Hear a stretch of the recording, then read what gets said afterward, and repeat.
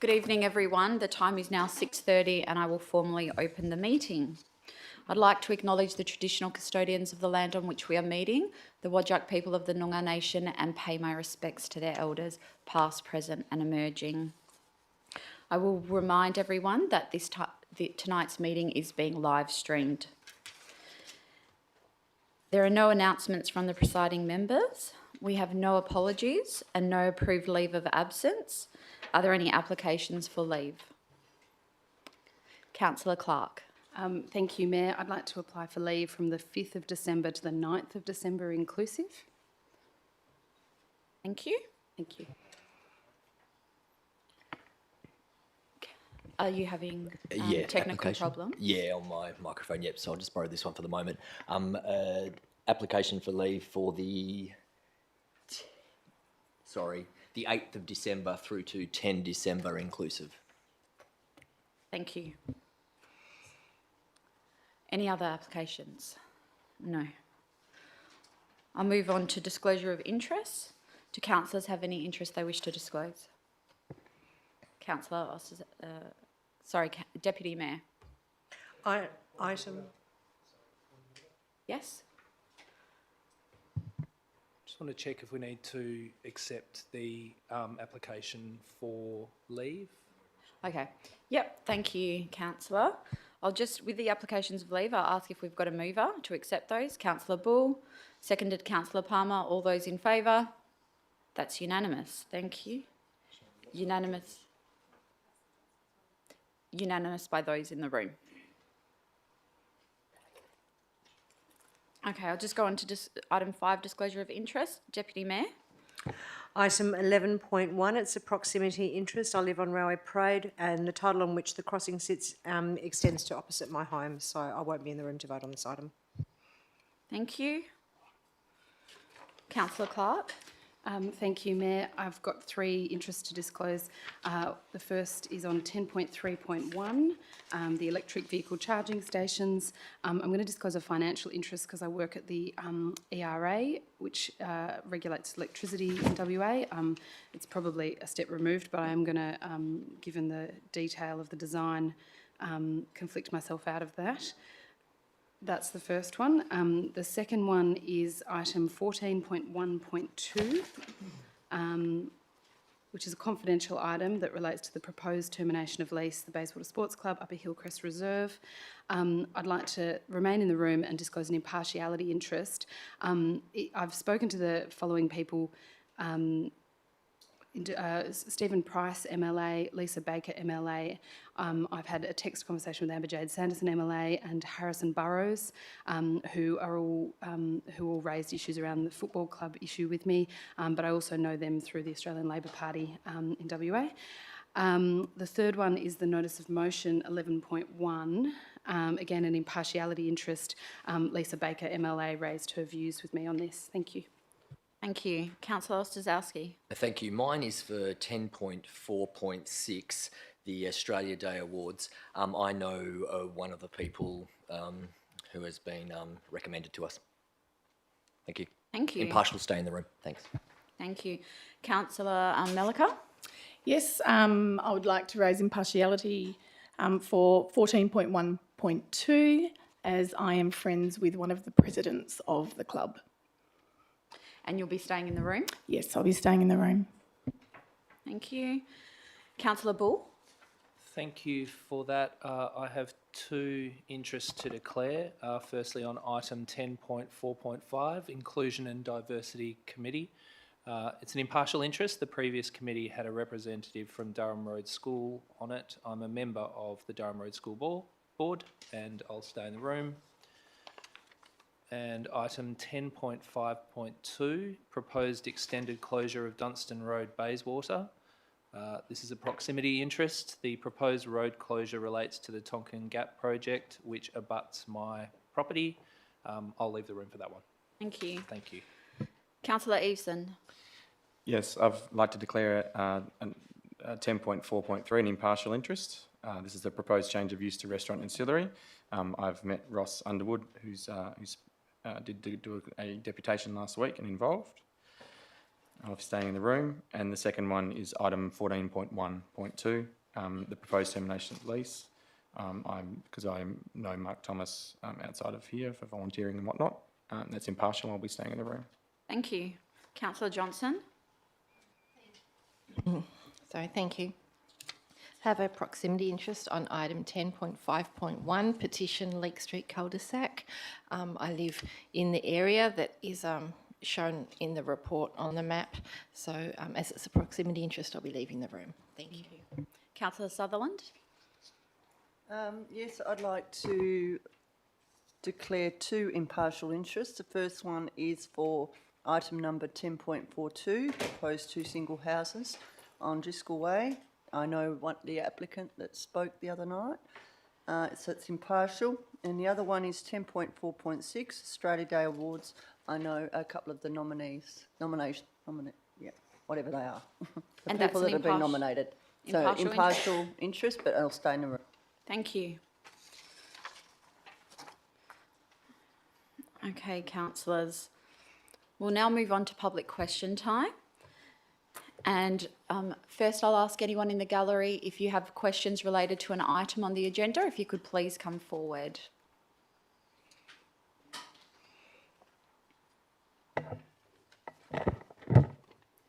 Thank you, Mayor. My name's Hamish Milne. I live at 16 Leake Street in Bayswater, and I'm representing the petition in relation to the cul-de-sac at item 10.5.1, representing the owners in that street, many of whom are here tonight. Can I request that that item be brought forward in the agenda? I was going to say, we do have items that were subject to a deputation that will be heard first. And I'll just go to the CEO. Yeah, sorry. Thank you, through the Mayor. That'll be a decision for Council. The Council's heard the request, and if someone moves to bring that forward after we've dealt with the other items that are subject of deputations, that's a position for Council. Thank you. I do have 3 questions in relation to the item. Should I wait until then? No, this is your time to ask. This is my time now. Thank you. Look, while we appreciate that there are already traffic calming devices installed on Leake Street due to the bike boulevard, the closure has encouraged a level of complacency with the bike path users and the children in the street, which is the purpose the boulevard was designed for. Is Council aware that prior to the closure, the stretch of road was used as a rat run, with many drivers treating the chicanes as a racing challenge? The second question, if the standard cost of creating a cul-de-sac is prohibitive at this time, would Council consider a low-cost option to start with? And the third question, as the road is currently closed off due to the temporary closure of Watley Crescent, would Council consider trialling a closure of Leake Street once Watley Crescent is opened back up? A temporary closure, sorry. Thank you. Thank you. Councillors have heard your questions, and they can. Does anyone want to respond to that now? Or we'll respond to it we can discuss it during debate. Thank you. Anyone else have a question they'd like to ask in relation to tonight's agenda, an item on tonight's agenda? Thank you, Madam Mayor. My name is Ross Underwood from Planning Solutions, and I represent the Amore Mia Pizzeria. I have Francesca Diana and Aurelia Elmendorp who are here with me tonight. I have 3 questions, and they relate to the right-of-way behind the premises at 277 Guildford Road, and our request, as you heard last week, for the deletion of Condition 3 Part A and Condition 14. First question, can the Council please confirm whether the retaining and fencing which has been erected across the full width of the right-of-way between 277 Guildford Road and 33 Ferguson Street, how long the fencing and retaining has been there, and whether the City has ever attempted to remove the fencing to reinstate the access at that point? Thank you for your question. The right-of-way was closed off at the section behind lot 16, 277 Guildford Road, sometime between November 2011 to February 2012, and has not been reopened in the time since. The retaining wall and fence have been installed for the full width of the right-of-way and have extended to a portion of lot 2, 33 Ferguson Street, Maylands. Thank you for the answer. My second question is, can the council confirm that so long as the retaining and the fencing continues to be in place across the right-of-way, that the lower portion of that right-of-way is only physically accessible to the owner of 33 Ferguson Street, who has access to essentially the forecourt in front of her house? At this point, the lower portion of the right-of-way behind Lot 16 to 77 Guildford Road is only readily accessible to the dwelling at 33 Ferguson Street, Maylands. However, upon future redevelopment of Lot 16, if the rear building on Lot 16 is demolished, there may be opportunities for the subject lot to have access to the lower section of the right-of-way. Thank you. And there are no current plans to demolish that particular building as part of this proposal. My third question is, can the council confirm that if a landowner wants to replace a boundary fence, which is in disrepair, will the council be asking landowners to rebuild that fence half a metre inside their property boundary? And that if council does so happen to take that particular position, has it considered the impact that that would have on the owners of that fence in disrepair and affect their thought process in terms of wanting to repair the fence? Thank you. The fence is considered to be a temporary structure. If the fence is to be replaced and there is no development or subdivision application proposed, the new fence can be located within the required right-of-way widening area. Thank you for your questions. Thank you. Are there any other questions? I have two questions for the council. First question is, during the consideration for the motion to terminate the sporting club lease, are the councillors aware that any consideration needs to only be considerate of any breaches that have occurred during the lease period, which is from the start of this year? I'll just go to the CEO for advice. Yeah, thank you. Through the chair, certainly we've heard that question, and that is part of the discussion that will occur tonight.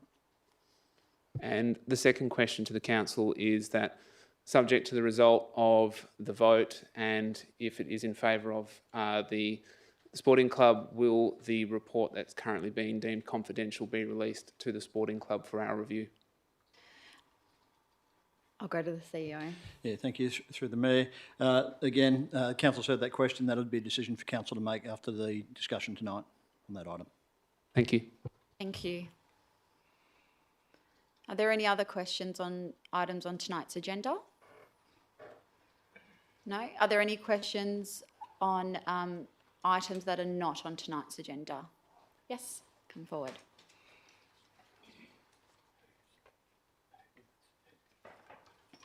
Thank you, Mayor. Ian Walters, 124 Lawrence Street, Bedford. My question relates to the parking problem at the corner of Lawrence Street, Bedford and Beaufort Street. And I thank you for your response to my earlier question and advise, excuse me, at the last ordinary council meeting.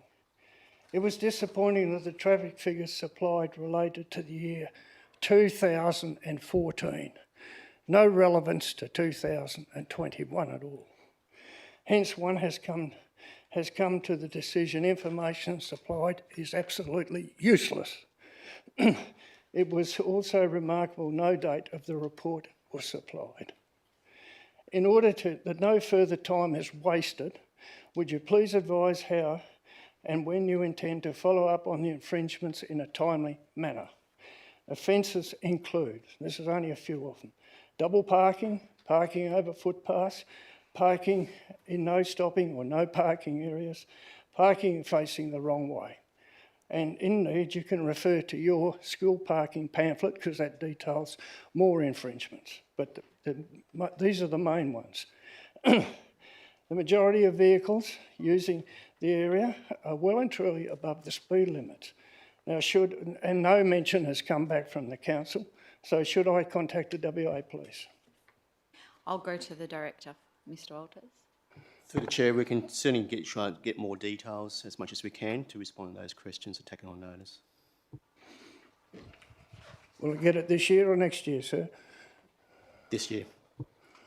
Sorry? This year. This year. Thank you very much. Thank you. Sorry. My name's Graham Owens. I'm a ratepayer in 14 Snell Street, Maylands. I just have one question in regard to item 14.1.2. I notice the reason that this item is marked as confidential is that it may put at risk,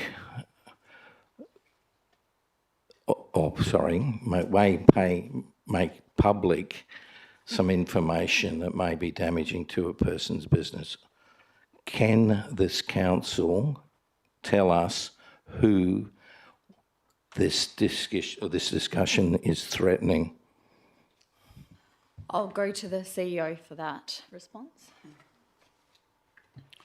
Yeah, certainly, through the Mayor, the current report talks about the current operator of the golf course, and it talks about financial positions in relation to that. The current operator is Golf Oracle, who is operating that. I'm sorry, 14.1.2, not 14.1.1. Sorry, my apologies. In relation to the decisions around the lease, it is in relation to the impacts it potentially could have to a club, and as such, it's been deemed confidential. I'm sorry, that doesn't answer my question.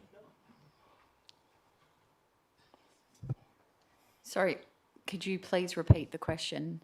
The reason that this item is marked as confidential Yes. is that it threatens the business or the financial position of a person. My question is, who is being threatened such that this has been made confidential? Through the Mayor, the reasons for confidentiality in relation to this item is information about the business, professional or commercial affairs. It does relate to a lease with a particular club, and the details within that have been deemed confidential. So you're saying that this has been made confidential because it affects the business of the Bayswater Football Club or Sports Club, and therefore you've made it confidential but have not included the Bayswater Sporting Club in your discussions? I'll go to the CEO. Through the Mayor, that's correct. Thank you. Mr. Vazidas.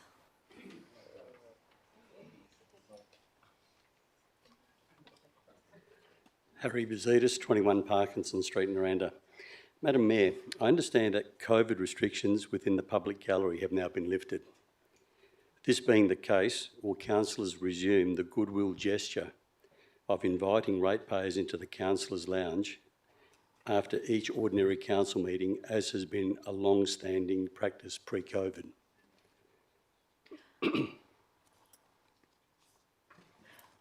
Thank you for your question. I don't think councillors have discussed that. I'm not aware of any discussions regarding that subject, so I can't give you an answer about whether that will or won't happen.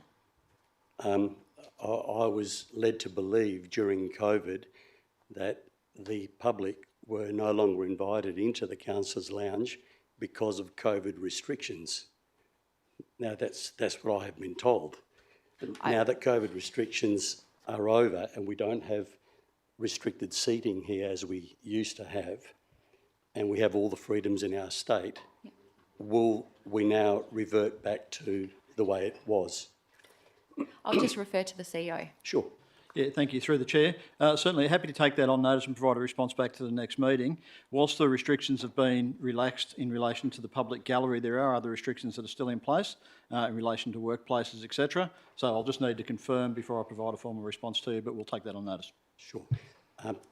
Can I also ask, with that response, if the answer is in the negative, could you please explain what you're actually hanging that on in that response, please? Through the Mayor, certainly. Thank you. Thank you. Are there any other questions on it?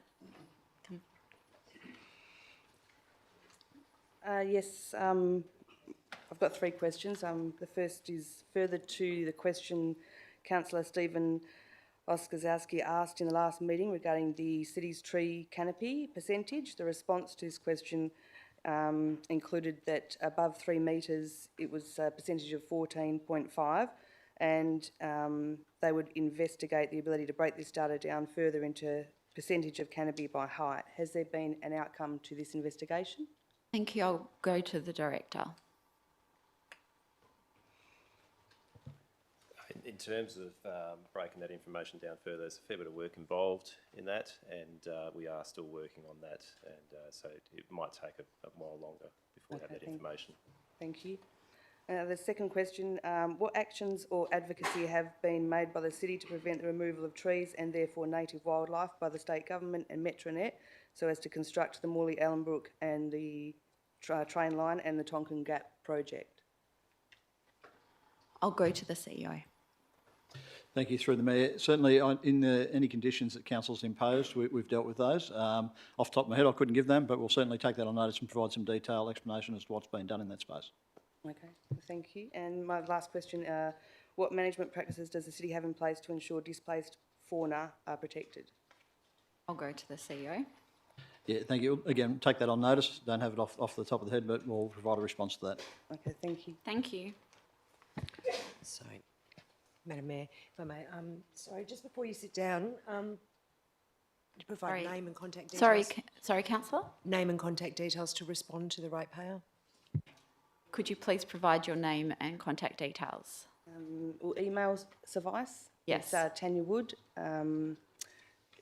wood.tanya@live.com.au. Thank you very much. Tanya with an I. Thank you very much. Ms Gray?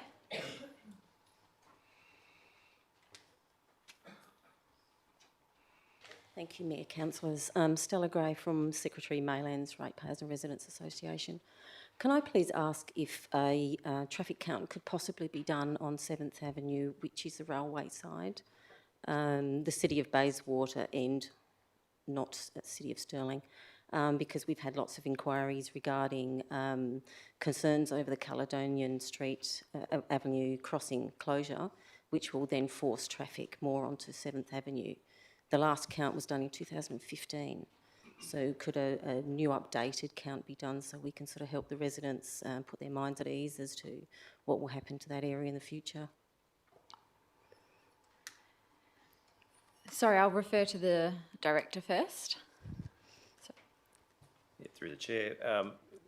What we'll do is we'll put a counter out there. We'll get a reading. We've got quite a few other counts that we need to do as well, so we've basically got to work through a program, but we'll try to endeavour to get that count out there as soon as possible. Okay. It's just that the closure will happen the first half of 2022, so if it could be done before, that would be great. Thank you. Thank you. Thank you. Are there any other questions? I have received questions in writing that I will read out. So this is questions from Barry Kramer, 22 Hackbridge Way, Central Ward, ratepayer, City of Bayswater. And he has asked for these to be read out. As an experienced local government councillor, I believe that council profoundly betrayed the trust of the people of the City of Bayswater when setting the budget's residential rate and rate in the dollar at the special meeting 30 June 2020. Without ministerial approval, council increased the 2020-2021 rate in the dollar by an unprecedented 30%. In doing so, council failed to comply with the State Premier's COVID-19 government directive to not increase the rate in the dollar. Council continued to deceive ratepayers by publishing in a City of Bayswater Council pamphlet on no less than 3 occasions that council responded to the Premier's request to freeze rates and again wrote, honour a commitment and not increase rates. Those comments are untrue and a complete fabrication. Also, the Local Government COVID-19 Ministerial Order 2020 gazetted on 8 May 2020 did not impose a uniform rate of 8.311 cents in the dollar, nor did the order impose a minimum rate being $1,105. Just another council fabrication printed uncontended in the June 2020 council budget agenda. These public statements made by a council over a 2-year period of fabrication are untrue, are false and misleading, are a profound breach of a ministerial directive and exposes our council to derision and the loss of community trust and respect. Questions. 1, what is this newly elected 2021 council going to do to rectify this deceptive conduct and betrayal of public trust? 2. Why was it left to me to bring these lies and deceptions to the attention of this council? I'll go to the CEO. Yeah, thank you. Through the Mayor, I will take both those questions on notice. However, I will note that Mr Kramer has asked similar questions previously and has had a written response to those questions. Thank you. No further questions. I will now close public question time. Item 7, confirmation of minutes. The ordinary council minutes held on the 26th of October. Do I have a mover for those minutes? Deputy Mayor? A seconder? Councillor Eveson? Put that to the vote. All those in favour? That's unanimous. We then go on to the minutes for the special council meeting held on the 18th of October. Do I have someone to move those? Deputy Mayor? Seconder? Councillor Ostrzowski? Put that to the vote. All those in favour? That is unanimous. Thank you. Presentations 8.1. Do we have any petitions? Deputy Mayor. I have 2 petitions to table this evening. The first one states as the header, we the undersigned being the electors of the district formally petition the City of Bayswater to address the following: the complete and permanent removal of the tree at 11 Mercury Place in Morley, and that's signed by everyone on that street. There's a cover letter there as well, which I'll submit with that. And the other petition states, we the undersigned being the electors of the district formally petition the City of Bayswater to address the following: we are expressing our support for the change of use to restaurant and ancillary office and caretaker's dwelling and associated alterations and additions. And that's signed from Francesca Diana, and that's got 154 signatories. And apologies, sorry, the other one was, the initiator of the petition was Christian Torre. Thank you.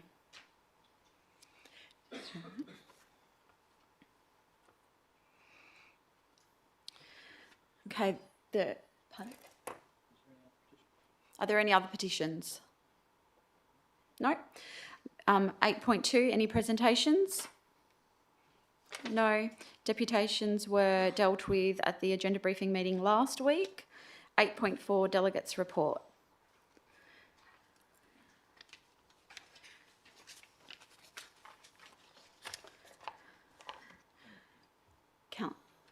Councillor Clark, would you like to move this? Sure, happy to move it. Yeah. Anyone like to second? Councillor Peterson-Pick, would you like to talk? Look, it's the usual training reports that we bring to council. Thank you. Anyone like to speak against? I'll put it all to the vote. All those in favour? That is unanimous.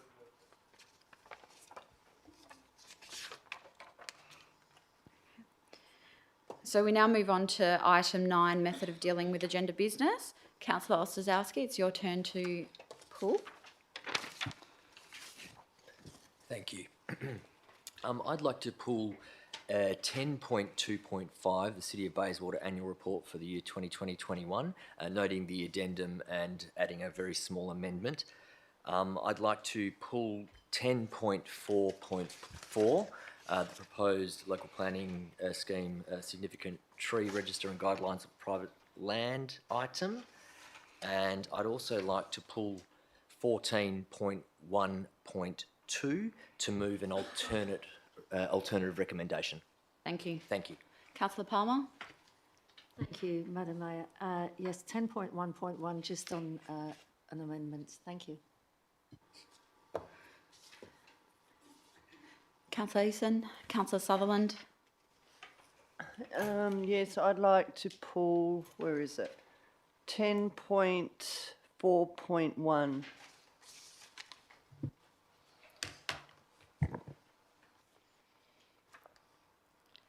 Okay. It's my turn.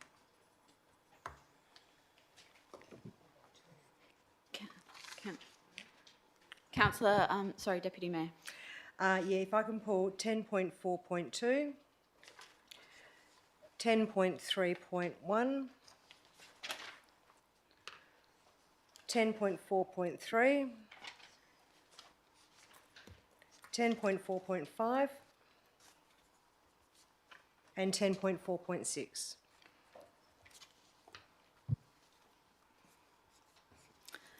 Councillor Peterson-Pick. Item 10.2.6. That's it.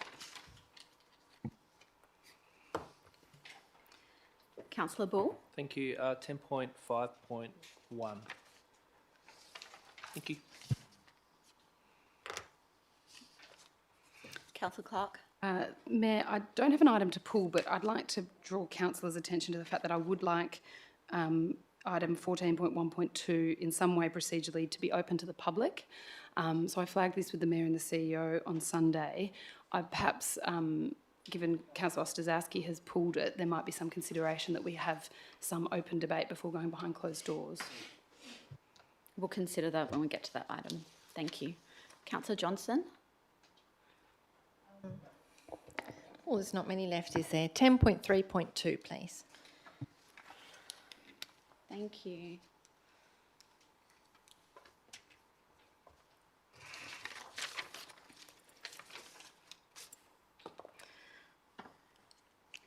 So, councillors, we'll start with the items that were subject of a deputation, and that first one being item 10.4.2, which was pulled by the Deputy Mayor.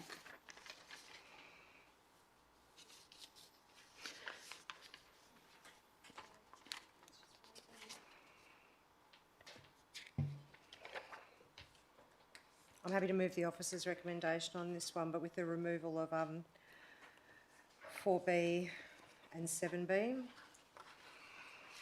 Just get that on the screen. 4B and 7B.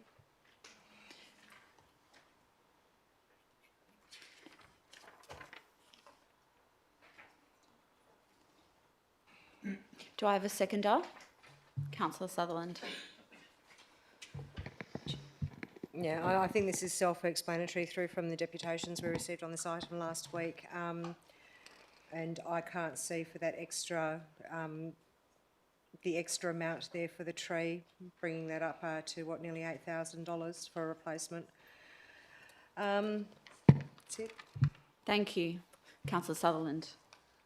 Yeah, I'd like to second this motion with the amendments for those two conditions. I think just to support the applicants on this, because this plan's been with the council since June before June this year.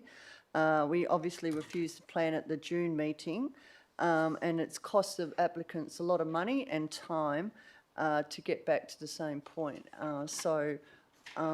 It's cost many thousands of dollars have been spent on getting planning advice, going to SAT, not to mention the delays in building. I'm satisfied with this plan, the new plan. I think the applicant last week gave a good deputation. I think it's going to be better design, better for the streetscape, and I think in recognition for the extra costs, we should get rid of those two conditions. Thank you. Would anyone like... Sorry, Deputy Sorry, Mayor. my apologies, Mayor. I just want to clarify, because it's not on the screen up there, just so everyone knows what they'll be voting on with this one, was the removal of 7B, 4B, and just that amendment to 6 with the removal of that last line after valuation. I'll just check with the minute taker that you've got the amendments.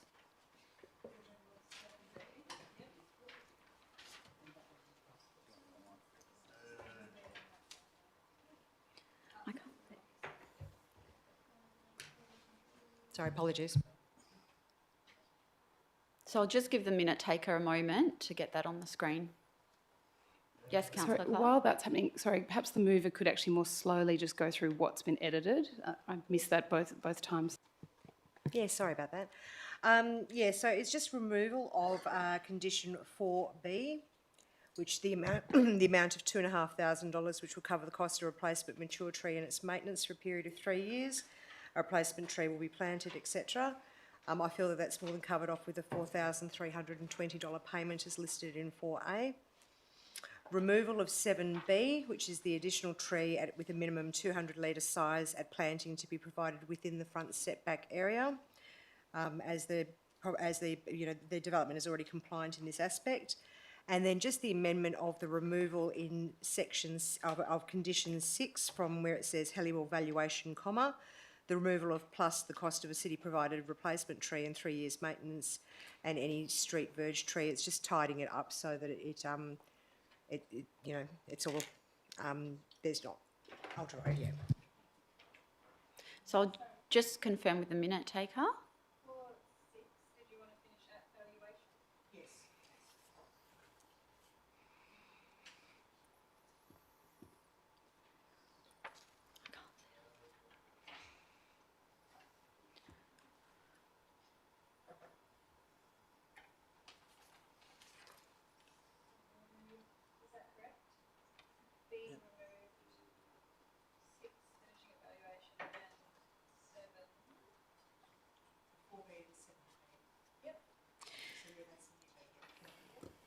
Okay.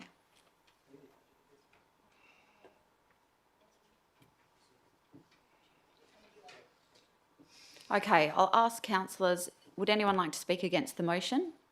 Councillor Bull. Thank you, Mayor. Yes, I'm speaking against the motion and I'd like to foreshadow the officer's recommendation. This application originally came to council and council adopted the officer's recommendation to refuse.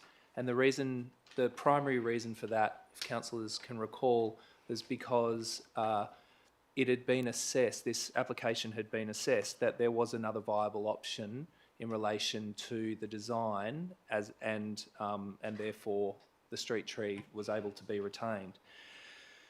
So council resolved to adopt the officer's recommendation and then that went to a SAT mediation and now we have a new proposal put before us, which is the officers requesting that council adopt a recommendation that actually veers from the council policy, which is to only agree to the removal of a street tree and the compensation paid for the loss of that ratepayer's asset, namely the tree, to be paid to council, that determined via the Halliwell method. The second limb, though, doesn't relate to that. The second limb relates to the requirement for the applicant to plant a verge tree. So we actually have two different items that we're considering here that I don't think should be conflated. One is, should the applicant pay compensation for loss of a ratepayer asset, namely the street tree, in order to facilitate a development where there is another viable option? So that's the first question. And then the second question is, should, which is very standard for this council, should council require the applicant to plant a verge tree?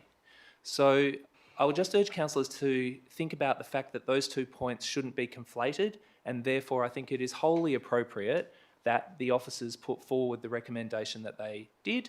And on that basis, I'd be urging councillors to vote against what's before us now and to support the foreshadowed motion being the officer's recommendation. Thank you.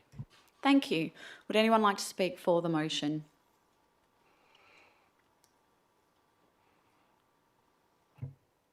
Councillor Eveson. Yeah, so speaking for the motion on for Councillor Catherine Earhart's motion. Last week, during the agenda briefing, we heard compelling points as to the application of additional conditions being outside of city policies. So I don't believe it's conflation of city policies. And for consistency, I propose and support the alternative motion, which deletes conditions 4B, 7B, and the extra part in section 6. I don't think there needs to be anything else. Thank you. Thank you. Councillor Clark, you speaking against the motion? Yes, as it stands. So, councillors, around this table, we've spent a lot of time in the last 4 years trying to build up tree canopy. We have tried to build it up on verges. We have talked about what it looks like on private land. We've talked about incentives. We've talked about compulsion. We are desperately trying to build up our tree canopy, and we are going backwards. The statistics and the numbers show we are going backwards.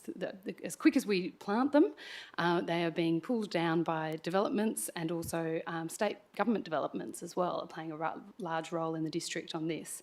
But it's really important. It's important for climate change. It's important for amenity. It's really important that we actually have tree canopy so that when the temperature increases, which it will, people can actually walk down the street without fainting. I think this goes to the very heart of those values and what this council has tried to build since I've been here in the last 4 years. And part of that, which I was, sort of came about through a roundabout sort of way, that the Heliwell method sort of appeared, and it was this wonderful way of internalising an externality, something that wasn't valued, didn't have a monetary value on it, suddenly did. And we knew what the monetary value, which I still think to some degree is probably undervalued because it doesn't take into account all the social benefits that we might not have quantified, now has a number on it. And so I don't think it's a great ask that when somebody is developing and removing trees and planting trees and having to move things around, and obviously there's been a lot of work that's gone into reaching some consensus through a mediation in this particular item, but I don't think it's unreasonable that then that value should be paid for, and that we should make sure that we actually stand by what we've built and implement what we've built. We can have all the policies and the notices of motion in the world. I tried to double the number of trees that we plant as a city, and did that by notice of motion. And the city thankfully actually turned around and said, well, we can triple it and we don't have to increase the budget. We're going to get really efficient at how we plant trees. That was wonderful. But we now actually have to, excuse the pun, put our money where our mouth is, and these things have a cost, so they should be paid for. Thank you, Councillor Clark. Would anyone like to speak for the motion? I'll speak for it. So firstly, I'd like to thank SAT for giving Council the opportunity to reconsider this decision. This is something that I think this amended application will result in a better design outcome for our city. I'm happy to support the removal of those conditions. I do think this is double dipping. We talk about getting them to compensate the city for a loss of our asset. That's why we introduced the Heliwell assessment. And these particular applicants are contributing $4,320 towards that, towards the loss of our asset. The additional amount that was requested for a tree, I don't know where that amount came from. It's not in our policy. I don't believe these conditions are consistent with anything in our policy. It's certainly not consistent with another item on this agenda, which is for the same removal of a street tree. So I'm really happy that this is coming back, and I will be supporting the motion. Deputy Mayor, if you'd like to close. I'll try to stay on point, but I must address the loss of canopy. We all acknowledge that is a massive issue in our area. But I mean, we have to look in that in context as well. While every tree does matter, I do concur that I do feel that this is a bit of double dipping. But I'd also like the opportunity yet again to point out, and not just the current state government, this is successive state governments are the largest clear fella in our area. The three big projects, Northlink, Metronet and the Tonkin Gap project. I mean, Tonkin Gap project alone wiped out 22 hectares in one fell swoop. That's the biggest contributor to our canopy loss in the area. Thank you. So I need some guidance now that Tonkin Gap has been discussed, whether I've got a proximity interest that I need to I'll go declare? to the CEO. Yeah, thank you. Through the Chair, I don't believe so. It was mentioned as part of the debate. It's not influencing it. It was simply a statement. I don't believe there's a conflict there. Okay, thank you. Thanks for the guidance. Thank you. I'll now put that to the vote. All those in favour? That is Councillor Maleka, Councillor Ostaszewski, Councillor Eason, Councillor Sutherland, Deputy Mayor and myself. All those against? Councillor Palmer, Councillor Peterson-Pick, Councillor Bull, Councillor Clark, Councillor Johnson. That is adopted. So the next item subject to a deputation is item 10.4.3, proposed change of use to restaurant and ancillary office and caretaker's dwelling. That was pulled by Deputy Mayor. Thank you. I've actually prepared an alternate recommendation for this one. Is that able to be put up on the screen, please?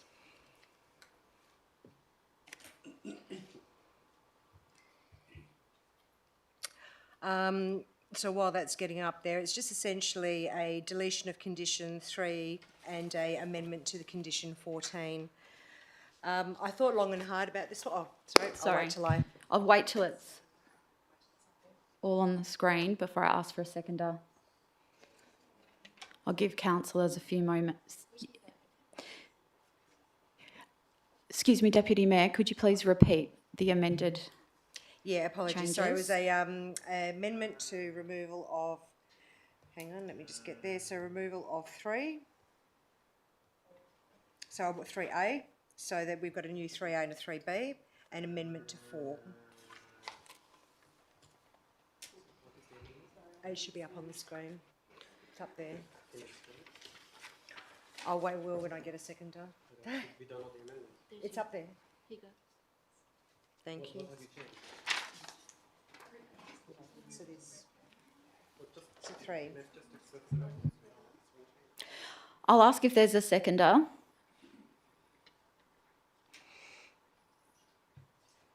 Councillor Eveson seconding. Deputy Mayor. Okay, so the amendment here is for a revised 3, removing the original dot point A and B. So it moves up to now that you've got 3A as the bin area behind the restaurant, etc., and C being the B being the portion of dividing wall at the shared boundary, and an amendment to 4. The purpose of this, or what this does, is this gives clarity through for both the city and for the applicant. So it's something that we've actually done previously with one of the applications we had on 8th Avenue. Councillor Bull. Apologies, Mayor. I actually don't know what the amendment, the wording to the amendment to number 4 is, and I'm pretty sure that under the standing orders, councillors need to know what the actual amendments have been. Would it be possible for someone to show on the screen, either show on the screen or talk us through what the actual amendments to Lim 4 are before we get into the debate? So the motion as moved is on the screen. So in that case, can we have some time to read through the entire motion? I'm completely lost. I thought Councillor Earhart said 14, not 4. So can we just read, maybe have... I'll give councillors a few minutes to read what's on the screen. Of it, please?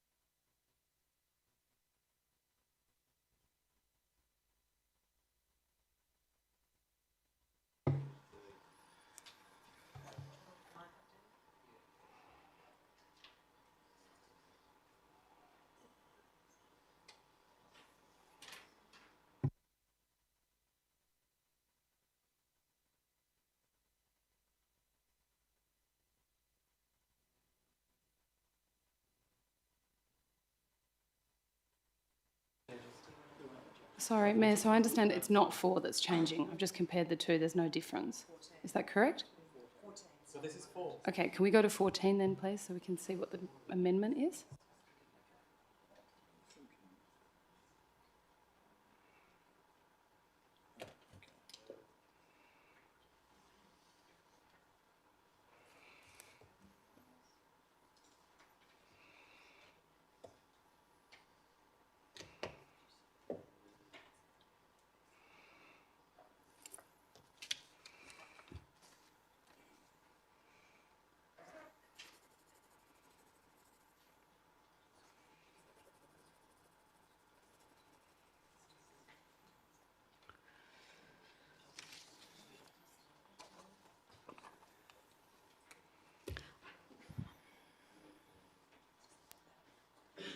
I'll just check with councillors. Has everyone had a chance to have a look at the amended motion? Well, yes? Okay. So I'll go to the Deputy Mayor. Thank you. To continue. I wanted to find a way forward that would be the best of both worlds, for want of a better word. So something that is going to be consistent with our approach to the laneways and something consistent with what we have done previously, as we have done this with, I believe, 63 8th Avenue 1 or 2 years ago. So it gives us the option there in the future. I don't believe that this is going to be any immediate threat of resumption, because this is a long-term laneway study that we've got going on. But I don't want to impede this business by any means stretch as well. So I believe that this is something that will both support the business as well as support the city's objectives with the laneway study, which one of the priorities there, I do believe that we do need to keep on with the laneway study, the laneway acquisitions, because eventually that will make our laneways safer for pedestrians as well as other users other than just the vehicles. Yeah, I think I'll reserve the right for rebuttal at the end. I'll go to the seconder. Nothing to add. Would anyone like to speak against the motion? I actually had a question first. Sure. Can I go to the directors as to what the implications of this might be? Absolutely. These amendments, please. I'll go to the director. Through the chair, essentially the results of the changes is that the existing structures can be retained within the right-of-way, proposed right-of-way widening area, and there won't be no land taken off, and the proposed structure and the car parking bays, bays number 14 and 15, can be kept within the right-of-way widening area. However, with the amended condition 14, it still allows the city the capability to require the removal of any structures and car parking area that's within the proposed right-of-way widening area if required in the future. Thank you. Would you like to speak on the motion? No. Okay, Councillor Palmer. Yeah. So it's a similar question, Madam Mayor. I just want to make sure that right-of-way that Deputy Mayor, Councillor Earhart, that we do not lose that future widening of the right-of-ways in doing this. Through the chair, the right-of-way can be, if required in the future, condition 14 as amended, if required in the future, the city can pursue the widening at that time. Okay, thank you. Anyone like to speak against the motion? Councillor Ball. Thank you. Can I just ask a question? So, I'm not quite sure how to put this. Where is the power by which the city in the future could require the widening amount to be ceded? I'll go to the director. Through the chair, there's a planning bulletin WAPC planning bulletin that we have applied in this particular instance. So we feel that it achieves the longer term intent of that planning bulletin, which is to get the widening. So we think the condition as officers will enable us to do that in the future to satisfy the intent of the planning bulletin, WAPC planning bulletin. Okay, thank you. And my second question, would that be defendable in SAT if that was appealed? I'll go to the director. Through the chair, my understanding it hasn't been tested from the city's point of view. Yep. My understanding is that SAT will look at each one on its merit to have similar considerations as what the officers and the city and the council will look at. I'm not sure whether the manager is aware of any, but I'm not aware of any that has been tested through SAT in terms of the city of Bayswater. Okay. No. Thank you. And my last question is, if we were to adopt what's proposed, would that mean that the applicant down the track would need to potentially, remove structures at the time that the city then proceeds to widen the rest of the laneway? Go to the director. Through the chair, that's the way the conditions worded. It enables the city to require any structures or car parking within the road, future right-of-way riding area to be removed. Okay, thank you. I'll speak if that's okay. I'm going to speak against this because I think this creates uncertainty for the landowner. Who knows when the city comes in and says that these need to be removed, and so there will be effectively a sword of Damocles hanging over the applicant from here on in. The second thing I'd say is that the city has had a very consistent approach to the way in which it applies this policy, and simply diverting from that without having some serious discussions between the council and the city about what potential future ramifications as it relates to other future applications, I think really needs to be thought through. Are we inadvertently creating a precedent here that would result in situations in the future whereby we may not be able to seek road widening because we are now diverting from a practice that has been applied consistently? And that would be the third thing. Applying these kinds of policies consistently, I think, provides certainty to the public and to applicants moving forward. And although I think it is completely in the rights of the applicant to request council to divert from the applicable policy on this, and I don't begrudge them from asking, I think it's really important for us to be consistent on this. And what we're deciding here is not simply one application, but potentially future applications may be impacted by this as well. So I think it is a much more significant question that we have before us than just changing a couple of conditions in the officer's recommendation. I would like to foreshadow the officer's recommendation and will not be supporting what is on the table. Thank you. Thank you. Would anyone like to speak for the motion? Councillor Clark? I had one more question. Okay. On page 200, it notes that Main Roads was not supportive.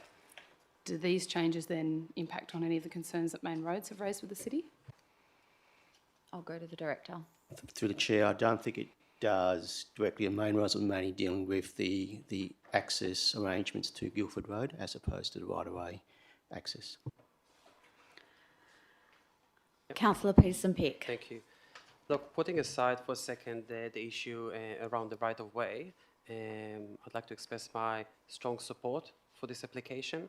I think it is a very welcomed improvement for that area of Maylands. We have a derelict historic building that the owner is planning to renovate and improve. It will attract new visitors, new people to walk to that area. I think it's a great thing, and I think I mentioned it in a previous meeting a few years ago. This location is specifically important from a historic point of view. It used to be the stop of the old tram that used to go along Guildford Road back then, and those old buildings used to be the shops to serve those passengers that stopped there. For those who don't know, very important, and I'm very happy that the owner is keeping that building and investing into that, both of those properties now. The right-of-way issue, I am torn. I've been asking lots of questions about it, whether we are going to support the policy, or on the other hand, I feel like that's not the end of the way. Like, that area probably will be developed again with a much bigger development, and that might be an opportunity to apply the policy fully. So I'm still thinking about that issue, very complicated one. But I think overall the application is very positive. Thank you. Councillor Palmer. Just a question, Yep. Madam Mayor. C is highlighted on there, but that's not going to be deleted, is it? C on there.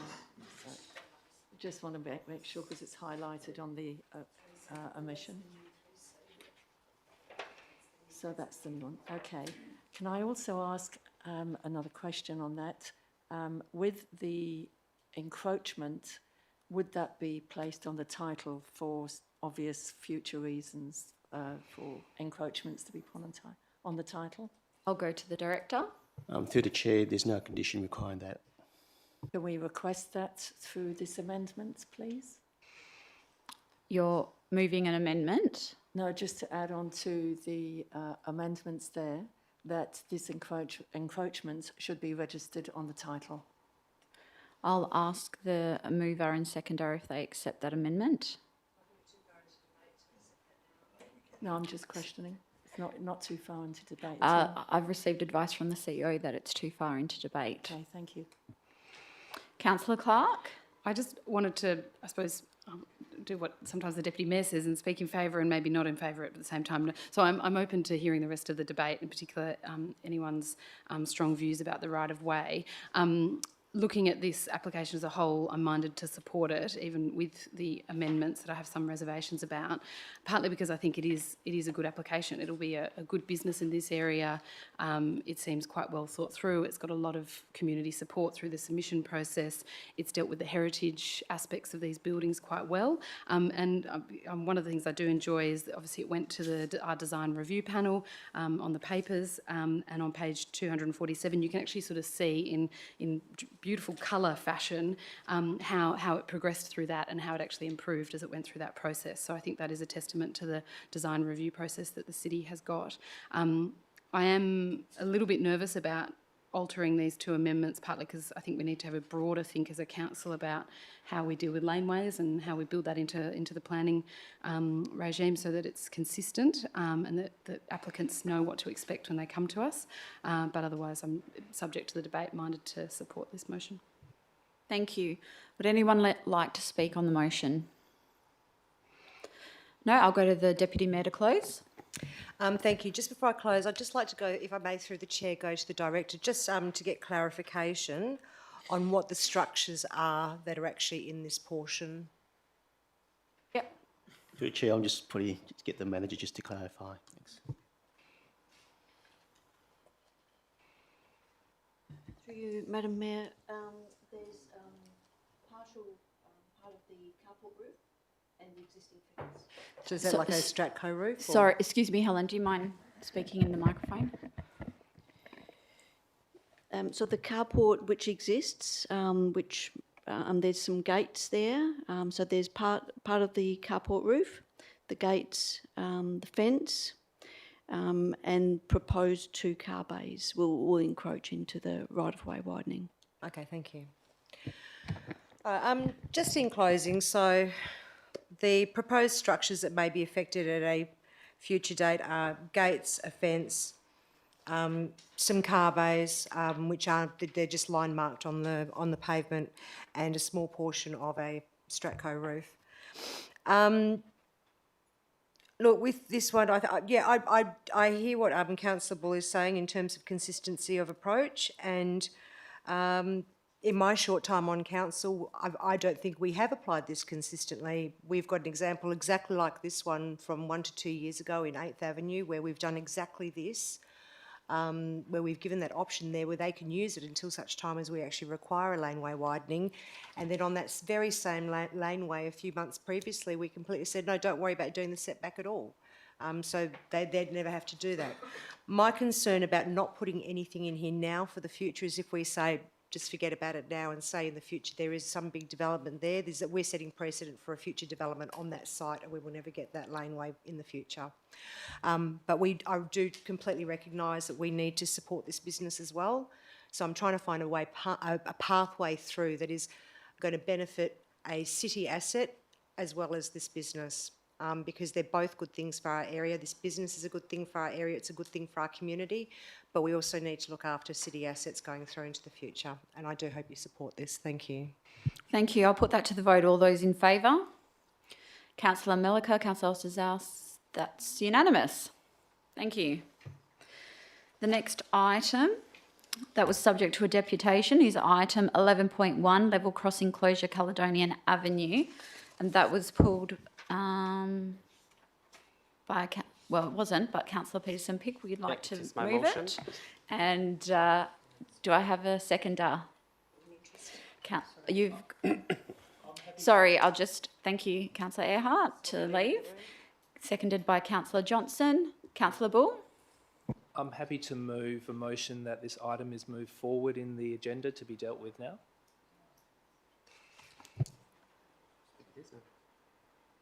Through the Mayor, we normally deal with items subject of a deputation. We just deal with them in order. You can move a procedural motion to bring it forward. I don't believe we need to because it's a matter that was subject of a deputation. Well, it's the chair's call. My view is under the standing orders that it doesn't actually deal with items the subject of deputations, but I do know that there's a provision in the standing orders that says that to move items forward we need a motion, but I'll leave that to the chair to rule. I'll be continuing with this item. Councillor Peterson-Pick. Thank you, and thank you, Councillor Johnson. I'd like to move a motion that, a procedural motion that the decision of the chair is overturned.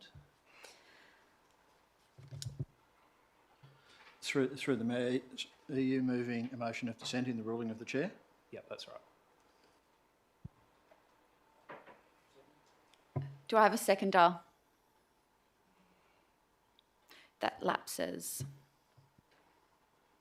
Councillor Peterson-Pick. Thank you. I'd like to start by acknowledging the state government's... No, second is Councillor Johnson. Yeah, and Thank I you. thanked her for that. I'd like to start by acknowledging the state government's efforts to improve access to train services and bring the train network to areas around Perth that haven't had that option before, including suburbs in our cities such as Morley and Orenda.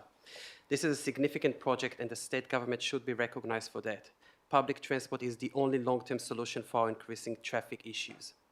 But the effort to improve train services should not diminish the ability of other groups in our communities, such as pedestrians, cyclists, and even car drivers, to be able to move around easily and safely. The issues and concerns that I mentioned in the motion before us are an unfortunate stain on the Metronet project and will have long-term impacts on our communities.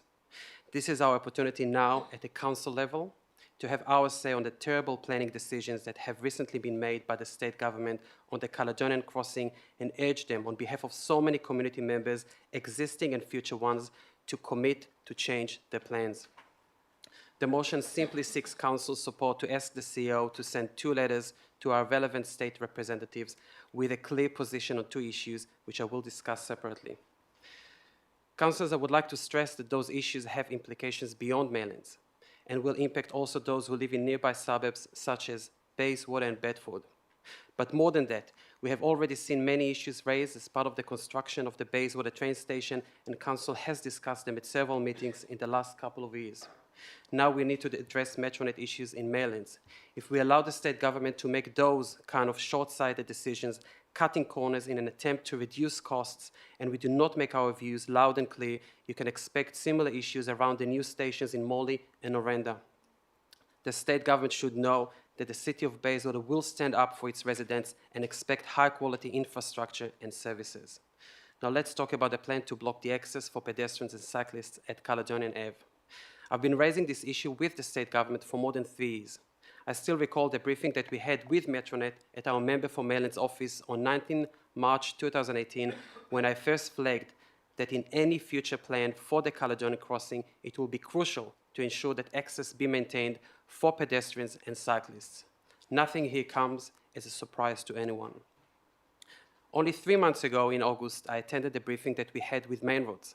When I asked them to tell me how many people usually cross that location, they simply responded that they didn't have those figures. When I asked how did they make the decision without looking at the figures and considering the implications, they clarified that it had already been decided at higher levels to not look into providing pedestrian and cyclist access in the scope of the project. No funding had or has been allocated for that purpose. Main Roads were happy to try and find some figures for us recently. But do you see the problem here? They first make the decision and then they look into the figures, which I find very concerning. So where are they sending all those pedestrians and cyclists? 350 meters away to the underpass at the Maylands train station or to the 7th Ave bridge. This is exactly the recipe for discouraging people from walking and cycling and shift them to use their cars. If you have ever been at that station at peak time, you would know that it's definitely not where you would want to direct dozens or hundreds of rushing cyclists. The interaction with passengers is likely to raise safety issues. Sending cyclists to cross Railway Parade to get onto the 7th Ave bridge and then force them to cross again Watley Crescent to get to the PSP in peak time is also a serious safety issue. And don't forget the amount of hundreds of additional cars that we will have in those two intersections because of the level crossing closure. And here's another example. What about those pedestrians from the north side of Maylands who want to get to the shops on Guildford Road? They are adding 700 meters to their journey as they will need to get to the station and go all the way back. It's an unreasonable additional distance for many members in our community, including seniors, people with disabilities, and parents with kids. And imagine the many shops, restaurants, and services that we will have there in the coming years. As councillors, we understand, as part of our vision for this area, the changes that are already happening soon in Maylands. The state government is always very happy to increase density through WPC, JDEP, and the various strategic plans that they are controlling, but now it's their time to also provide the adequate infrastructure to support all those thousands of people that will live in Maylands in the foreseeable future. They also forgot that it goes against their own long-term cycle network plan developed only a couple of years ago by the Department of Transport and brought by them to our council for approval.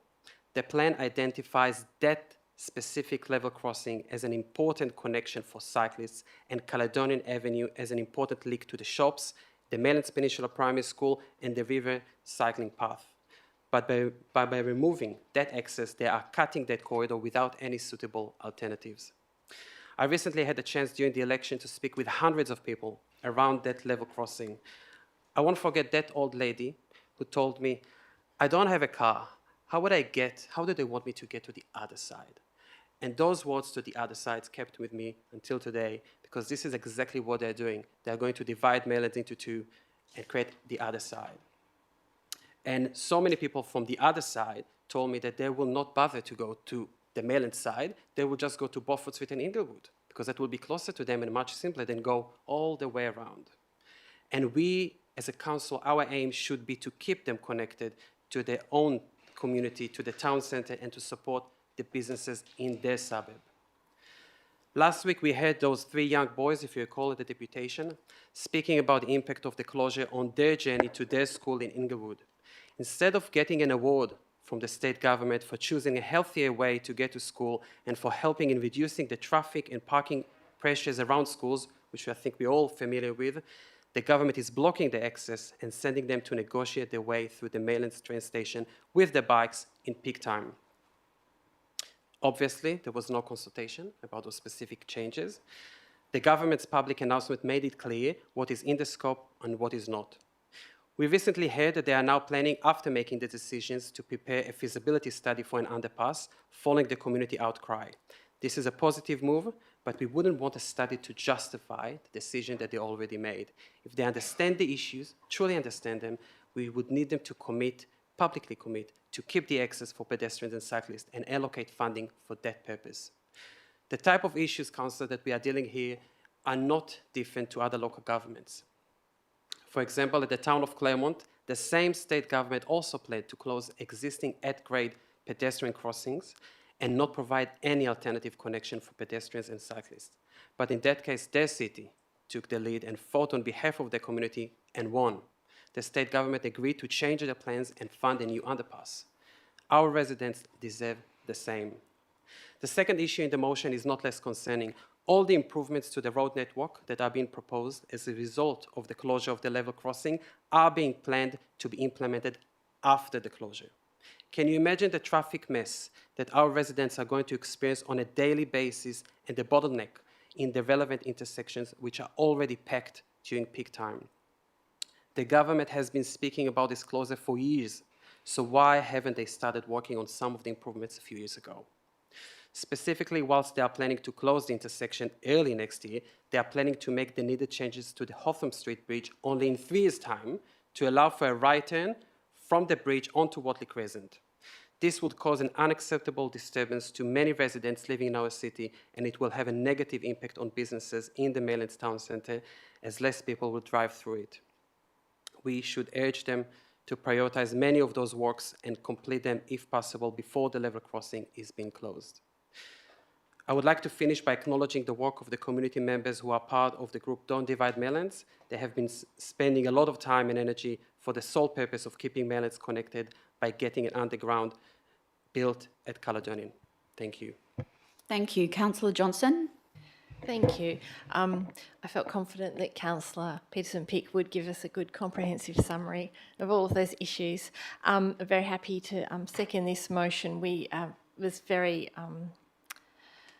pleased to be able to attend the Maylands Resident Ratepayers meeting where Main Roads was speaking, and heard loud and clearly from the community that they need access across this particular crossing at every level of government. Every government department involved, from PTA to Main Roads to local government to health, we're asking people to be more active in their transport. It benefits all of us. It is indeed a route on our long-term cycle network that we approved of last year, and we said we would do this. The state government says we want to cycle. We heard some amazing deputations from the students that use this place to cross. We heard that the people in Maylands on average are less likely to have a car and more likely to walk and cycle.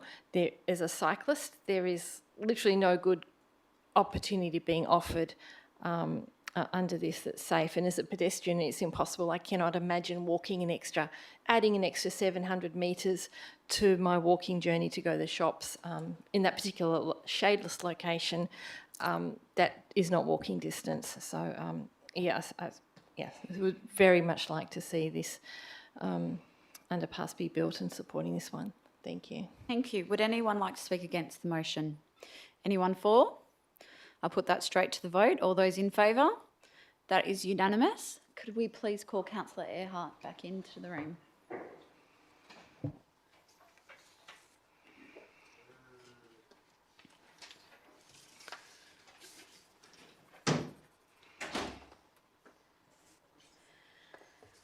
Councillors, the next item that was subject to a deputation is item 14.1.2, proposed termination of the lease, Bayswater Sports Club, Upper Hillcrest Reserve. This was pulled by Councillor Ostaszowski. It is a confidential item. Just going to check with the councillor before we... So I want to provide an alternate recommendation first, if I can, and speak to that before... Well, yeah, I'd like to provide the alternate recommendation and speak to that. And I'll just go to the CEO for advice regarding the confidentiality. Yeah, thank you. Through the Mayor. Just if we can get the recommendation up on the screen first. Through the Mayor, the issue in relation to the debate, and certainly was raised by Councillor Clark about trying to get some of the information in a public debate. As long as there's nothing from the confidential report that's being considered, yeah, bring that up, which I don't believe there is, then I believe it can be done in open session, as long as people during the debate don't refer to the confidential report. So, councillors, I'll just reiterate that we cannot refer to the confidential report during this debate, otherwise we may have to go behind closed doors. Councillor Clark, you're seconding the motion?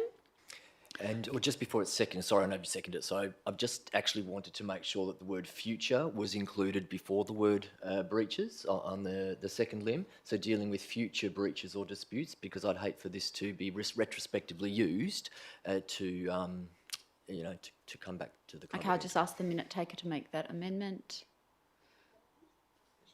Correct. Correct? Correct. Okay, seconder, you're still happy. Go ahead.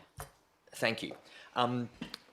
This recommendation is presented to you all tonight in response to the deputations that we've received, to all of the emails that we've received, to the messages we've received, and in response to the meetings that we've had with the club and their affiliate representatives. Thank you to everyone who's here tonight in the gallery as well. I would like us to be able to have a discussion tonight in full view of the public and not behind closed doors. This alternate recommendation allows us to do that.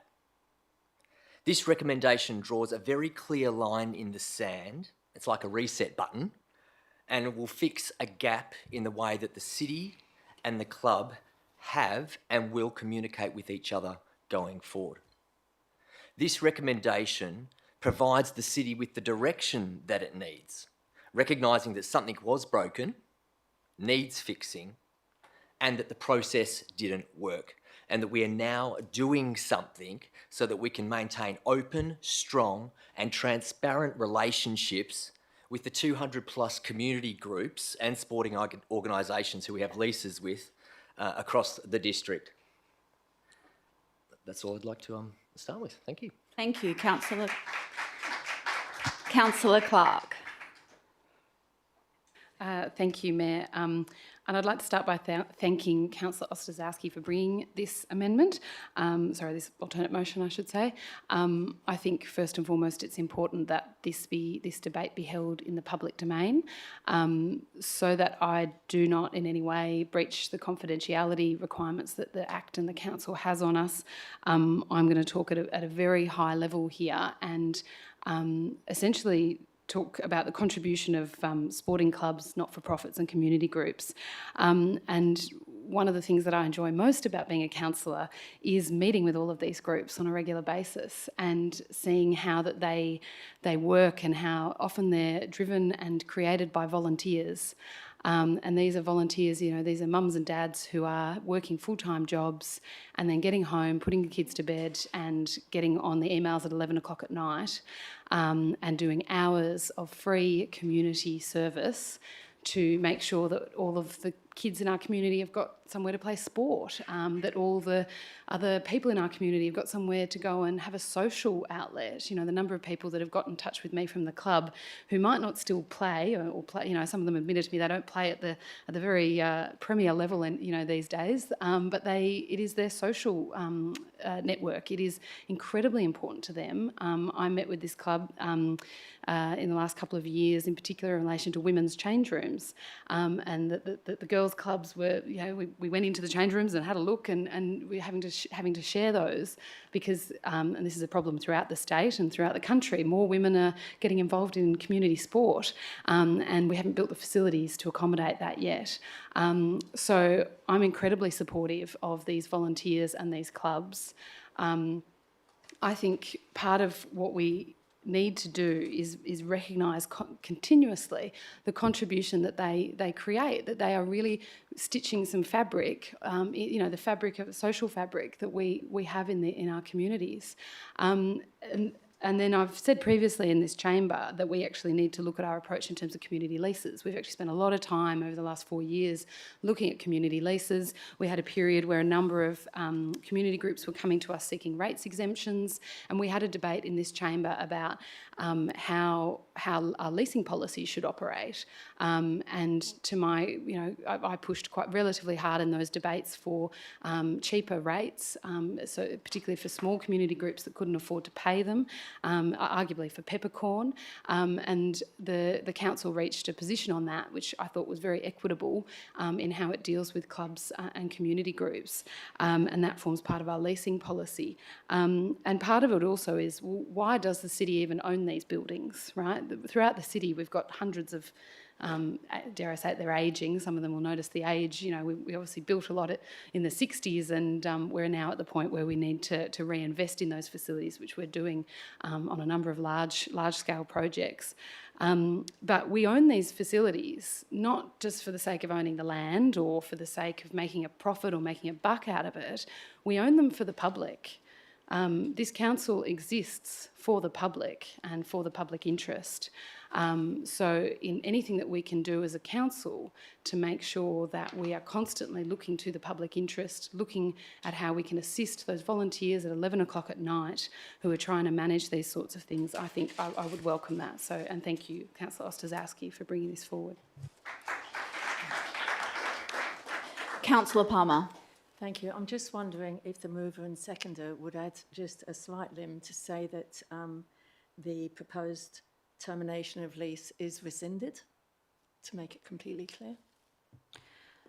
I'll go to the mover or seeking advice from the seconder. Through the Mayor, there has been no decision made to terminate a lease, therefore it doesn't have to be rescinded. That's why the proposed termination, as in the title, is rescinded.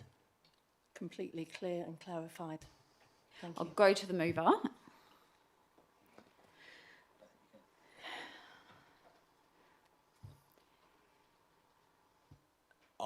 I really don't know how to deal with that request. I don't know the implications of changing the title. I don't know how that works. I don't feel... I'll go to the CEO. Yeah, thank you.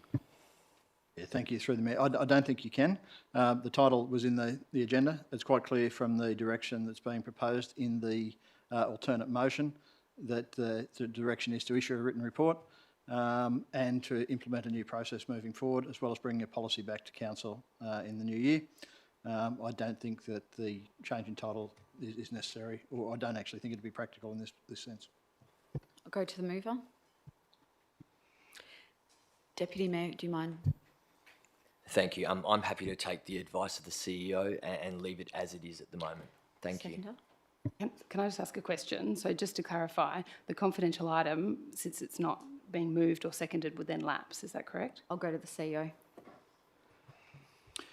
Yeah, through the Mayor, the confidential item, this is an alternate motion that's being considered for that item, so this will take place of anything that was in the report.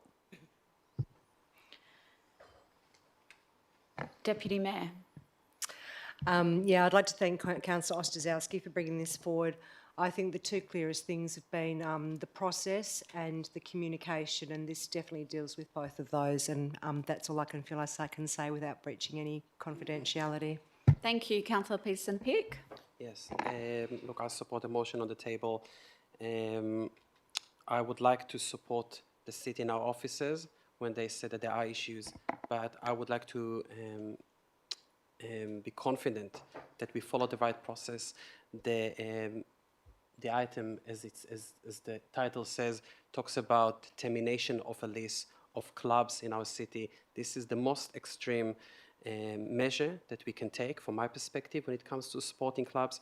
I don't think we followed the right process. If we have presidents that are not even aware of what's happening, why this item is coming up, as we had last week, I felt very uncomfortable. I think it's very unfortunate that it came before us like that. I felt actually a bit embarrassed to need to be dealing with this. It caused so much angst and frustration, and it should have occurred. So I'm very happy that we will have a policy to rectify it, so it will never happen again to members of our community like this. Thank you. Councillor Johnson. I have a question and then maybe a comment. So the question is it possible maybe to an amendment or a different process for a de-identified version of the confidential to be declassified? I'll go to the CEO. Thank you, through the Mayor. I believe if Council wants to release components of the confidential report, we'd need to go through and provide a redacted version back to Council as a separate item. I think this deals with the process going forward. We could bring something forward to a future meeting to construct a redacted version of the report that could be publicly released. So, but I don't think it would be appropriate to include it as part of this motion. I think this gives us a clear way forward in relation to this particular issue, and happy to bring something back to a future meeting to release the rest of the report. Thank you. I think that would be helpful. So I'd be interested to hear people's comments on that because it does affect the reputation of the club. I just want to make the comment that we've heard some amazing things from past and present members of the sporting clubs involved that have really moved me, and you should be just so proud of what you've done for your community, that your members feel so moved to support you, and what a great community that you have developed. I've heard, and I'm sure other councillors have heard, and I hope the presidents have heard from members all around the place about what this club means to them and continues to mean to them, with the idea of mentorship and support for our community. It should be something that we're all very proud of. Thank you. Councillor Ball. Can I just ask a couple of questions quickly on the first limb? So I'm just interested to just understand what we're voting for. So we're asking the Chief Executive Officer to issue a written report, reiterating the terms and conditions of the lease, and implementing a new contract and feedback arrangement. So I was wondering if the mover would be able to just explain what, and implementing a new, oh, does that say contact? Sorry, I need new glasses. I actually thought that said contract. Okay, thank you. I will now speak if that's okay. Go ahead. Firstly, thank you to everyone for their strong and spirited advocacy. I was very aware of the existence of the footy club and also the cricket club. There are many, many more people who are now aware as well. So thank you for that. As a city, we have a choice. We can be a place that partners with community groups or one that doesn't. Most of the time, the city does an outstanding job partnering, but sometimes it isn't so good at it. We must put our residents at the centre of everything that we do all the time.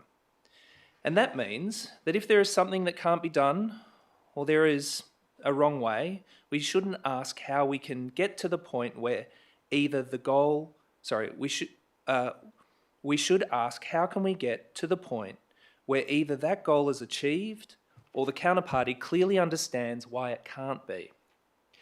And we should not have a computer says no mentality, and we should love achieving joint success with our clubs and community groups. I'm hopeful that there will be positive outcomes from this sorry saga. Let's, as an organisation, ask what changes we can do to work better with our clubs and our community groups. And let's ask what we can do to improve the relationships that we have with our clubs and improve their facilities. I'm hopeful that what is before us tonight can help us achieve that. Thanks. Thank you, Councillor.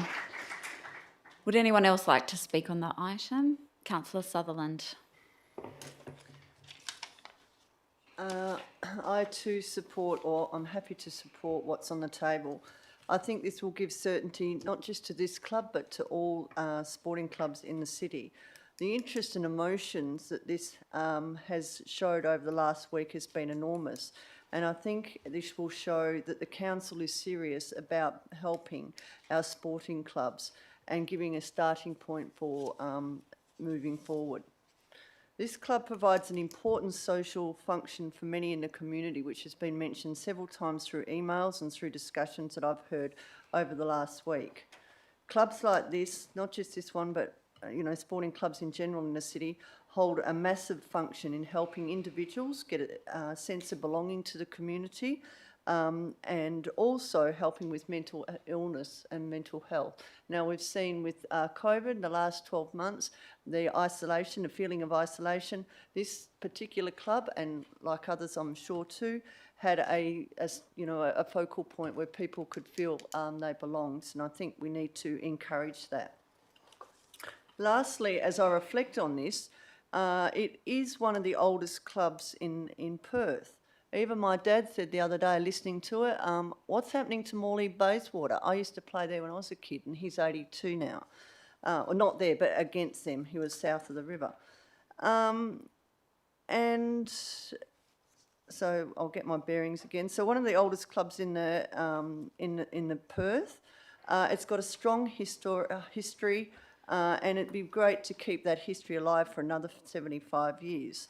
And how good will it be in another 75 years to see the young women now taking their grandkids to play football in 75 years' time. So bring it on, I say.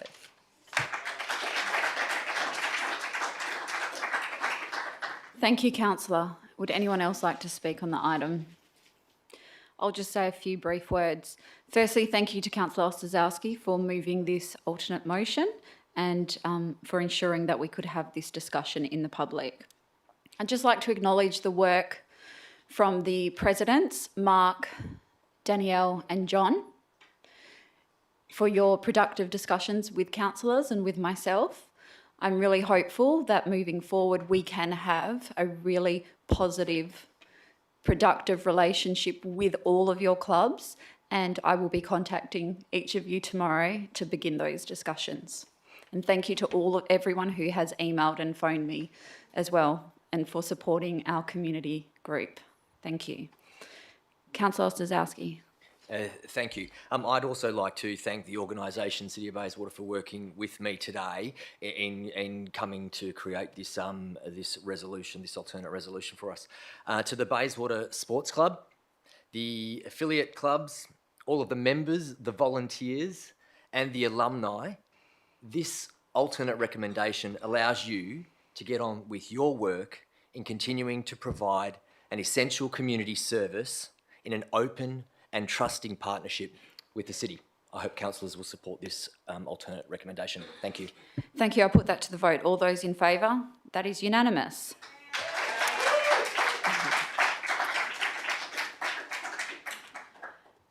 Okay. You may leave if you wish to. You don't have to stay for the rest of the meeting. Okay, thank you.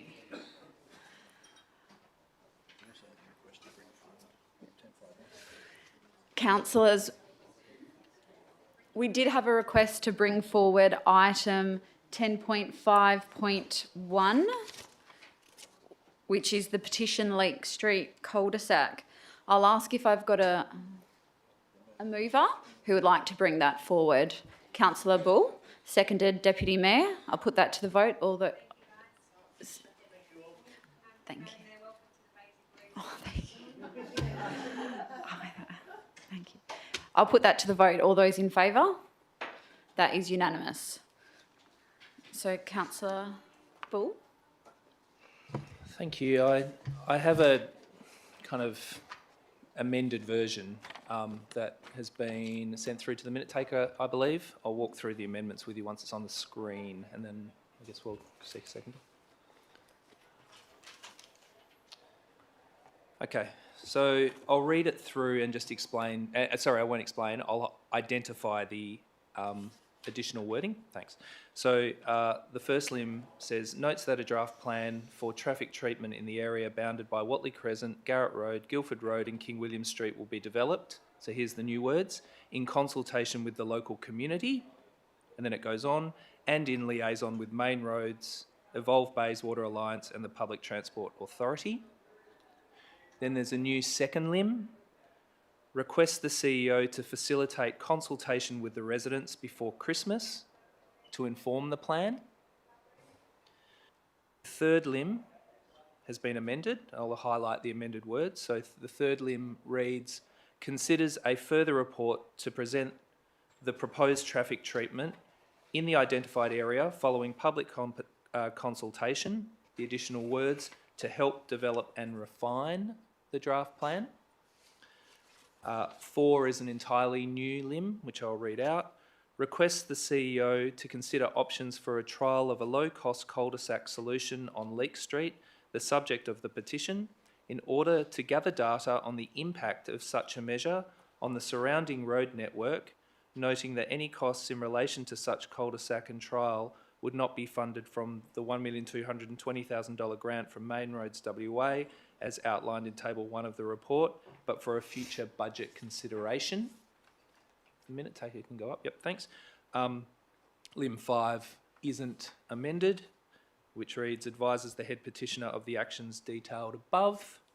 Limb 6 isn't amended, amends the 2021-22 budget to recognise the $1,220,000 grant from Main Roads as outlined in Table 1, and a new Limb 7 requests the Mayor and CEO to undertake advocacy with Main Roads WA to seek a regional traffic study given the future road congestion issues that are forecast to occur through the city as a result of the numerous major state projects in the area, and provide a report to Council on the progress of those discussions by March 2022.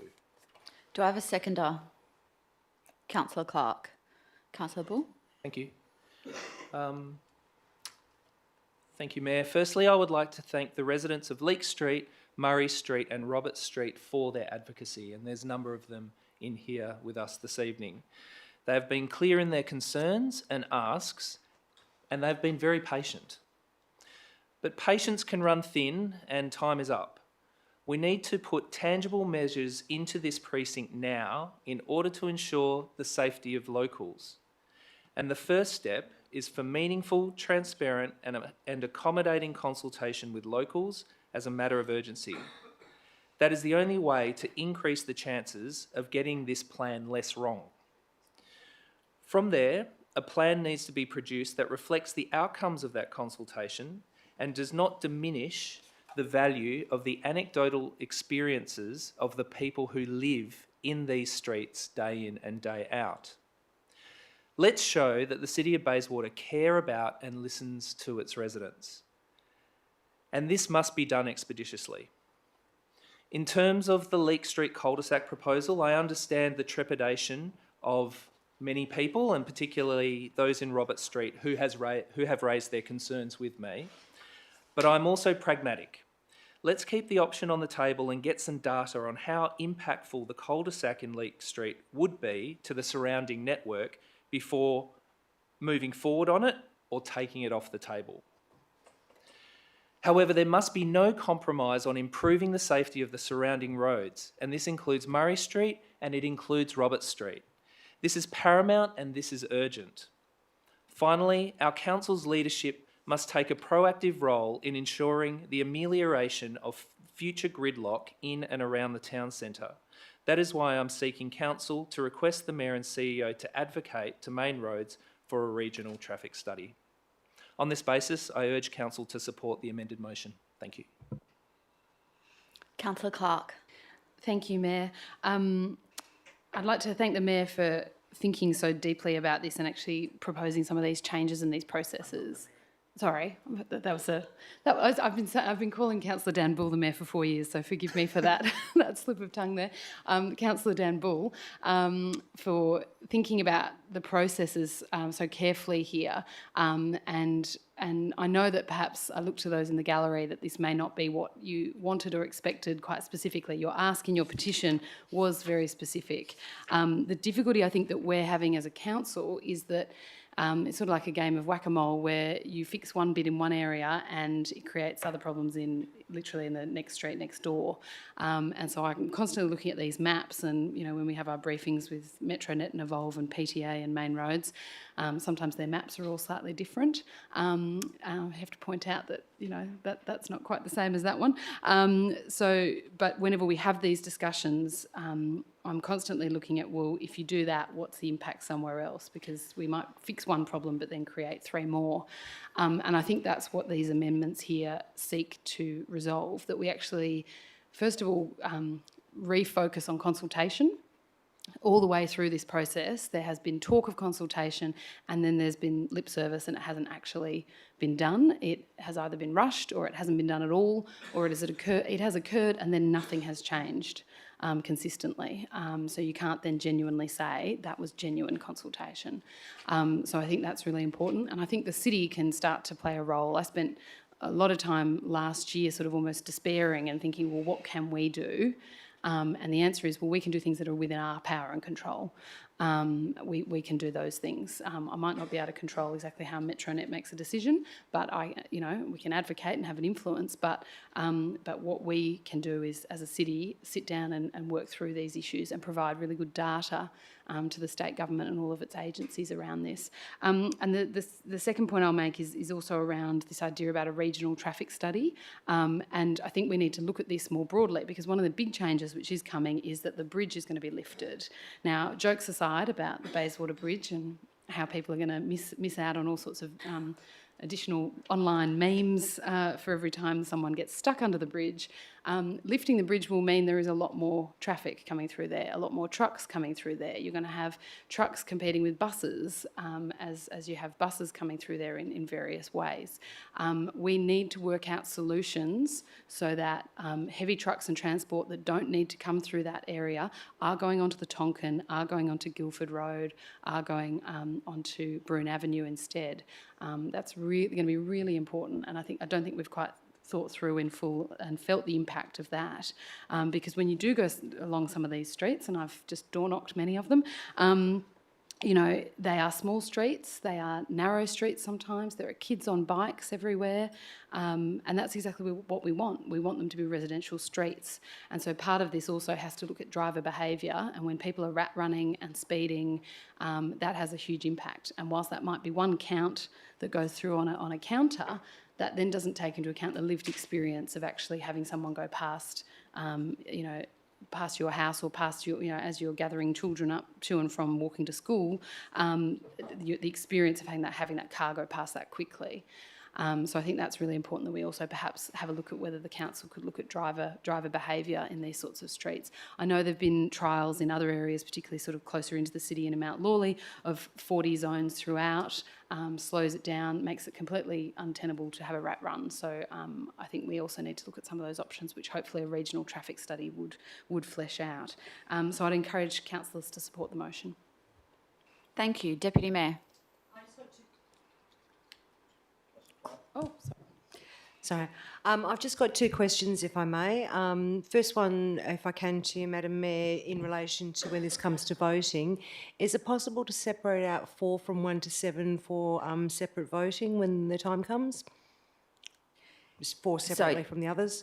You want to vote 1, 2, 3, 5, 6 and 7 in a block and 4 separate separately? 4. Yep, I'm happy to do that. Okay, and then if I may, through the chair, to the relevant director in terms of financial implications of this one, just because there's no report on this one, so I just want to know what the financial implications are if this is to be paid for from the city as opposed to from the grant funding. I'll go to the director.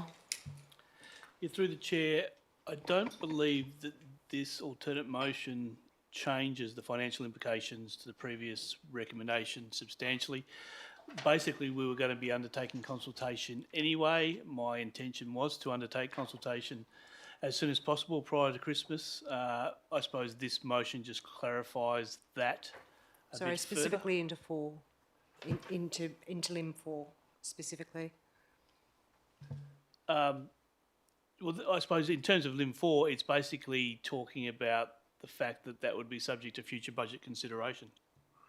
Okay, so there's no idea about what that would be?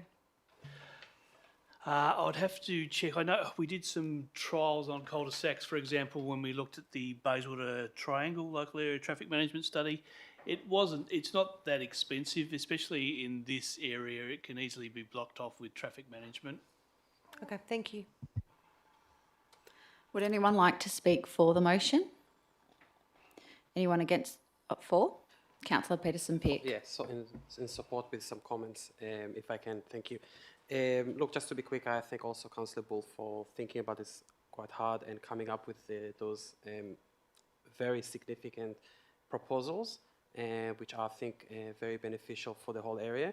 Specifically, I think the last limb, which talks about the regional traffic study all around the city, is very important, and I really welcome that. Specifically, if we go back to the Caledonian Avenue issues, which I'm sure it will cover that was the intention, that's great. I have quite a lot of residents also from 7th Avenue who wrote to me and contacted me about the impact on them. It was also mentioned at the meeting earlier today by the MIA. I recently asked the city to get main roads to have an overall traffic study about the implications of the closure of the level crossing. So that is exactly what we need everywhere in the city. So I think this is a great move. I do have some kind of reservations about LIMP 4 as well. So I'm in 2 minds. Because we are doing consultation, I think that should probably come up as a result of the consultation. But I will continue to think about it. Deputy Mayor. Thanks. I'm going to be supporting 1 to 7, and I thank Councillor Ball for the thought that has gone into that. I think they're all very good. I'm very hesitant about 4. I do appreciate the residents' petition and thank them for the time of putting the petition in. However, the last week or so, I have also received numerous emails and phone calls from residents who are opposed to a cul-de-sac of this area. On a personal level, I don't support cul-de-sacs anywhere. That's my I think that it does push traffic onto other areas, and you don't need a study to show that if you just block off one street, the cars are going to go elsewhere. And I feel that that's probably going to push it all onto Robertson Murray Street through onto that King William Street intersection, which we're seeing currently what that's like under pressure. So I'm, yeah, completely happy to support 1 through 7. It's just that 4 that I've still got reservations about. Thank you. Would anyone else like to speak on the motion? If not, I'll go to the closer. Thank you, and thanks for those who contributed to the debate. Just a couple of points. Firstly, I can't actually claim it was my idea to do the regional traffic study. It actually came up as one of the residents from Robert Street actually put forward the idea, and so I thought, yes, that is a brilliant idea, and so really wrapped with the feedback from other councillors, and that drafting. That wasn't my drafting either. I'd just like to acknowledge the Director of Major Projects who did a significantly better job at drafting it than I did. So thanks for that as well. In terms of Lim 4, look, I just think that doing a trial and getting some data around this would be really helpful to actually properly inform this decision. I think it's worth having a look.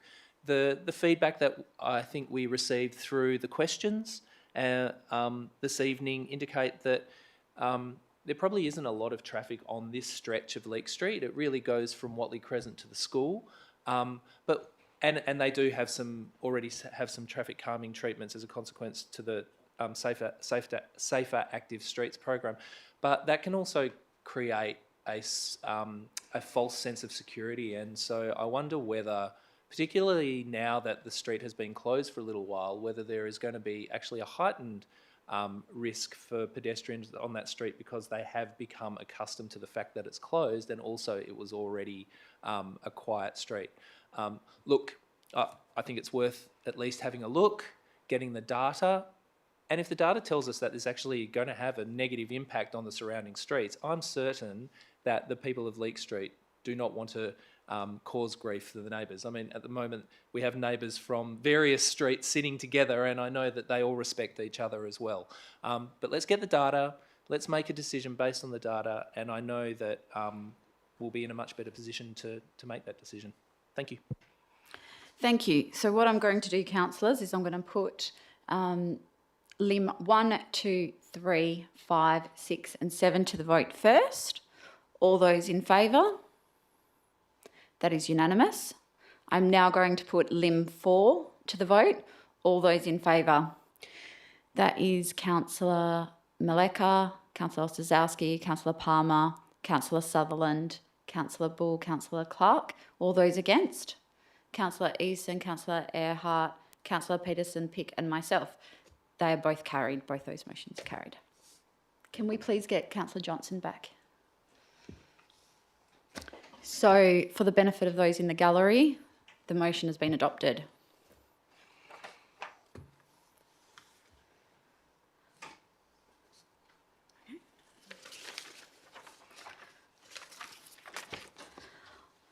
The next item that was pulled is item 10.1.1, attendance at North of Perth Music Festival.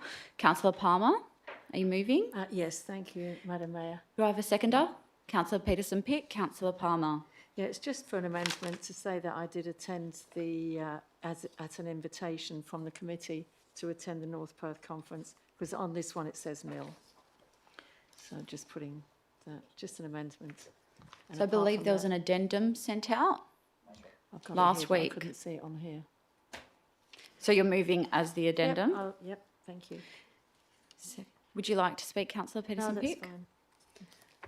Would anyone else like to speak on the motion? No, I'll go to the close. Thank you. Put that to the vote. All those in favour? That is unanimous. Thank you, councillors. The next one is item 10.2.5, City of Bayswater Annual Report 2020-2021, pulled by Councillor Ostaszowski. Thank you. I'd like to move the officer's recommendation, of course noting the addendum that was sent out to us this afternoon, and I'd like to also make a slight amendment to lim number 3, I think it is.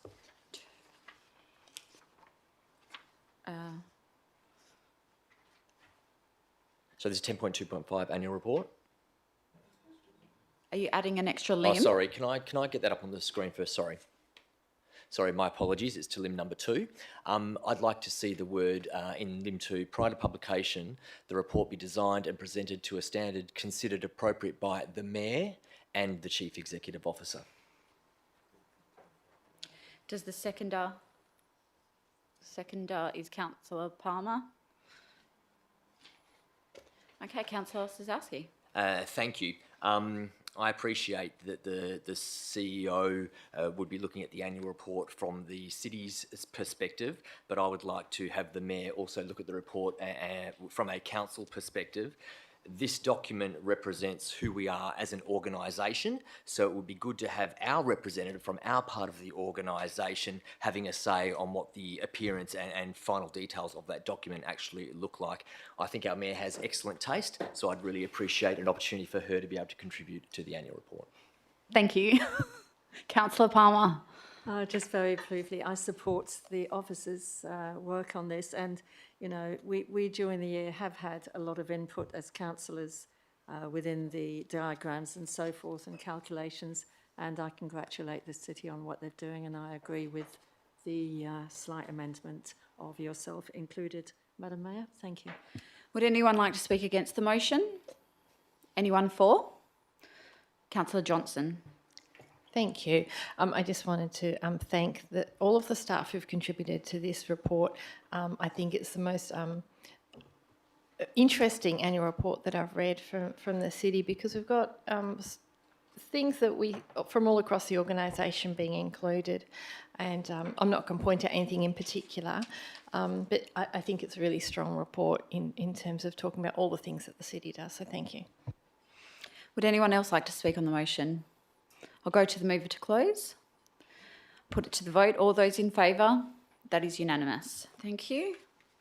Next item is 10.2.6, Ordinary Council Meeting Dates 2022, pulled by Councillor Peterson-Pick.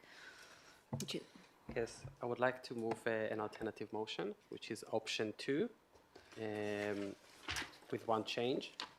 So option 2, for those who don't understand the difference, so it's removing the first meeting in January, and with a changing the 27th of September to the 20th of September, which is not school holidays. So both of the changes relate to school holidays. Has the minute taker, just clarify with the minute taker? Yes, so option 2, and with change, it's changing 27th September to 20th, 1 week earlier. So the 27th of September, changing it to the 20th of September.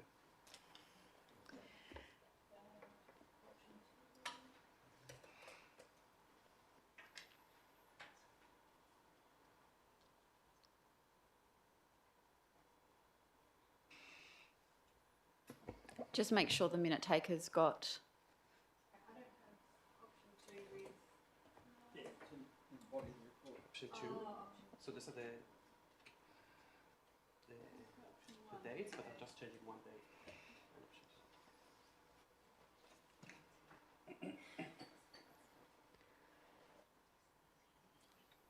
So you just changed, I can tell you what you changed there. So you just changed that council approves the ordinary council meeting schedule as contained in option 2. Yeah? You see that? Yes. Option 2 with one change, with changing the 27th September to 20th September.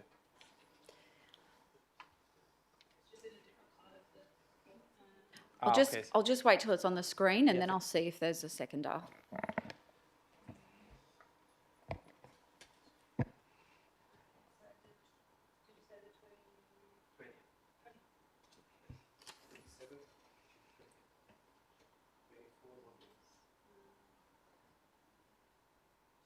Madam Mayor, can I just ask a question first? I'll just wait till it's on the screen, and then we can ask a question.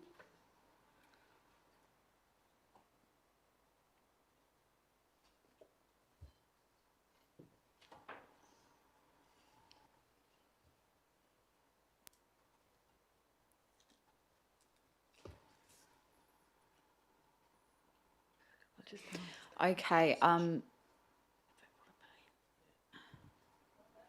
I'll ask. Just one moment. I'll just ask if there's a seconder. Councillor Clark. Okay, just before we continue, I'll go to Councillor Palmer has a question.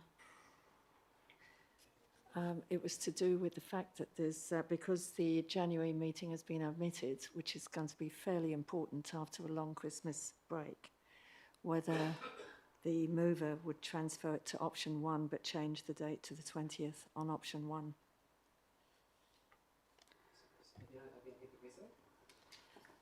Just that it's a long break and we've got an important meeting in January. Very important.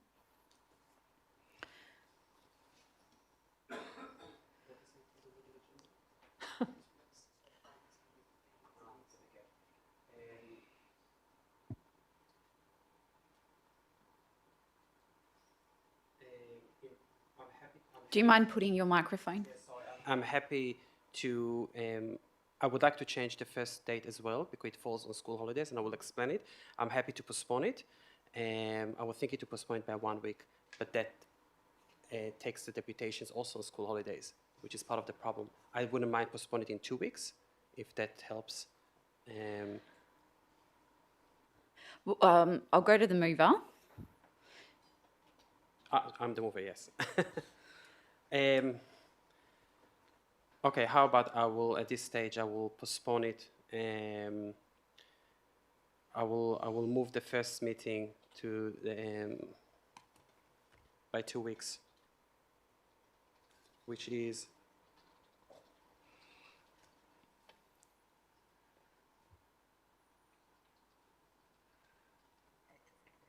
the 8th of February. Okay. Yeah. So you're changing. I'll change. Okay. So yeah. So we'll do option 1 with 2 changes. The 25th of January will be changed to 8th February. Yep. And the 27th September will be changed to the 20th of September. So that no meeting is on school holidays, including deputations. I'm just going to go to the director to provide comment. Yes.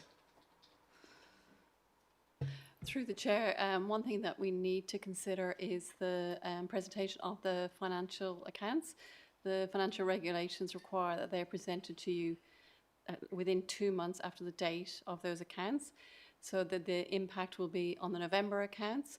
Given that the December meeting is so early, we haven't got the time to bring accounts to you to the December meeting, so we need to bring them to you before the end of January. So if we change the date of that meeting to the 8th of February, we'll be required to have a special council meeting to deal with the financial statements. And if it is changed to the 1st of February? It needs to be by the end of the following month, so it would have to be by the end of January. It has to be within 2 months of the close of the accounts. I believe I'll go to Councillor Clark for a question. It's not a question. I'd like to withdraw my position as seconder then based on that. I didn't realise that the accounts, the timing was so tight on the accounts. Okay. Councillor Peterson-Pick. Okay, look, in that case, I will go with option 1 with the change for September. Deputy Mayor is seconding. I'll just make sure the minute taker puts it on the screen.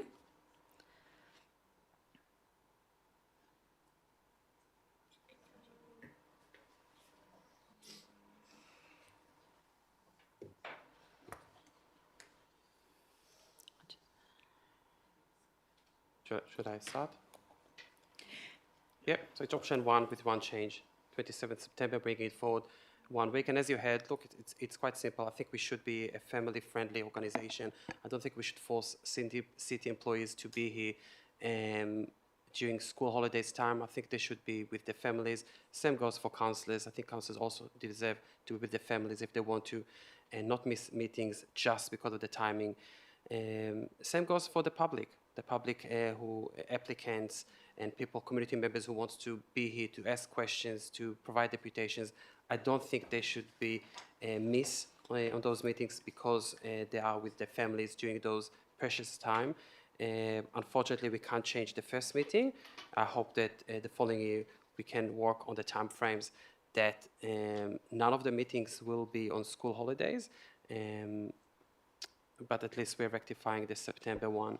And that's the best we can do now. Thank you. Thank you, Deputy Mayor. Would anyone like to speak for? Anyone against? Councillor Johnson. Thank you. I mean, I'd like to foreshadow the officer's recommendation, please. and just make the comment, there's nothing family friendly about meetings that start at 6:30, as I'm sure many people will be aware. And I think consistency in a meeting schedule is better for our community. Would anyone else like to speak on the motion? I'll go to the mover to close. Okay. So everyone's clear on what we're voting on. It's option 1 with 1 change to the September date. All those in favour? That's Councillor Maleka, Councillor Ostaszewski, Councillor Palmer, Councillor Eveson, Deputy Mayor, Councillor Peterson-Pitt, Councillor Bull, Councillor Clark. All those against? Councillor Sutherland, Councillor Johnson and myself. That is carried.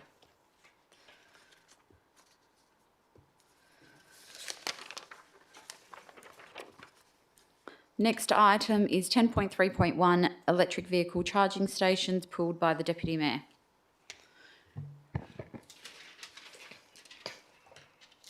I'll move in the officer's recommendation. Do I have a seconder? Councillor Eveson. Deputy Mayor. I just want to thank Councillor Bull for bringing this one through as a notice of motion, and also to Councillor Johnston for outstanding passion on electric vehicles, and actually I think being the only one out of us who's actually got one. So, but I think that we need to support this because it's something we've got that's actually planning for the future, which is something that we really need to do. I don't think I need to explain any more than that. It's not rocket science. Thank you, Councillor Eveson. Echo Councillor Catherine Earhart's comments. It's an ever-evolving and forward-thinking space, electric vehicles and emission reduction renewables. I'd like to thank the officers for their work in research and producing this report. We've all seen recent movements and dramatic changes in EVs and renewables, and that's why I'm supporting this motion. So, thank you. Would anyone like to speak against? Anyone for? Councillor Johnson. I'll be remiss of me not to mention that I'm in the 20% of people that, so I'm in the minority in terms of what charger. I learnt that from the report. So it was an excellent report in terms of its background and the support that it gives to our emissions reduction renewable energy plan for our council and for our community as well. So thank you for the report, and I look forward to the rollout very soon. I think having charging places, my experience, and I have spoken about this before, having electric charging facilities in town centres and near shops is actually a great local economy stimulator. So I look forward to those being rolled out. I saw there were lots of models and options in the report about how that could be done. Have used the RAC local government partnership with ChargeFox chargers before. I've seen free chargers in shopping centres. I've seen use this park here and get a special nice parking spot if you charge your EV here in shopping centres, in commercial shopping centres. There's lots of really good models that are going to benefit our community. Thank you. Would anyone like to speak against? I don't want to speak against. Okay. Would anyone else like to speak on the motion?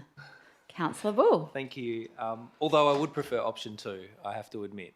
And I was half-minded to actually foreshadow, but, I'm not going to, and I appreciate the Deputy Mayor moving the officer's recommendation, and I can appreciate that the officers have put forward their recommendation partly on the basis of, managing workloads, but I do think that we do need to move on this now. We know there are providers who want to make this happen, and there is also an appetite within our local community. We can set the standard to help people be more incentivised to transition to EVs, which is good for everyone. And while charging stations are not yet common, we actually also have a limited window, I believe, to introduce something that could make more people want to visit our economic areas to shop over places without charging stations, almost an economic stimulus by stealth. This council does pride itself on doing things first and being a leader, and while we wouldn't be the first council to do this kind of thing, I think there is an opportunity here to continue with the leadership tradition that we're very proud of.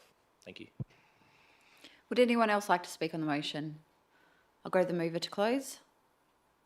I'll put it to the vote. All those in favour? That is unanimous. Can we please get Councillor Clark?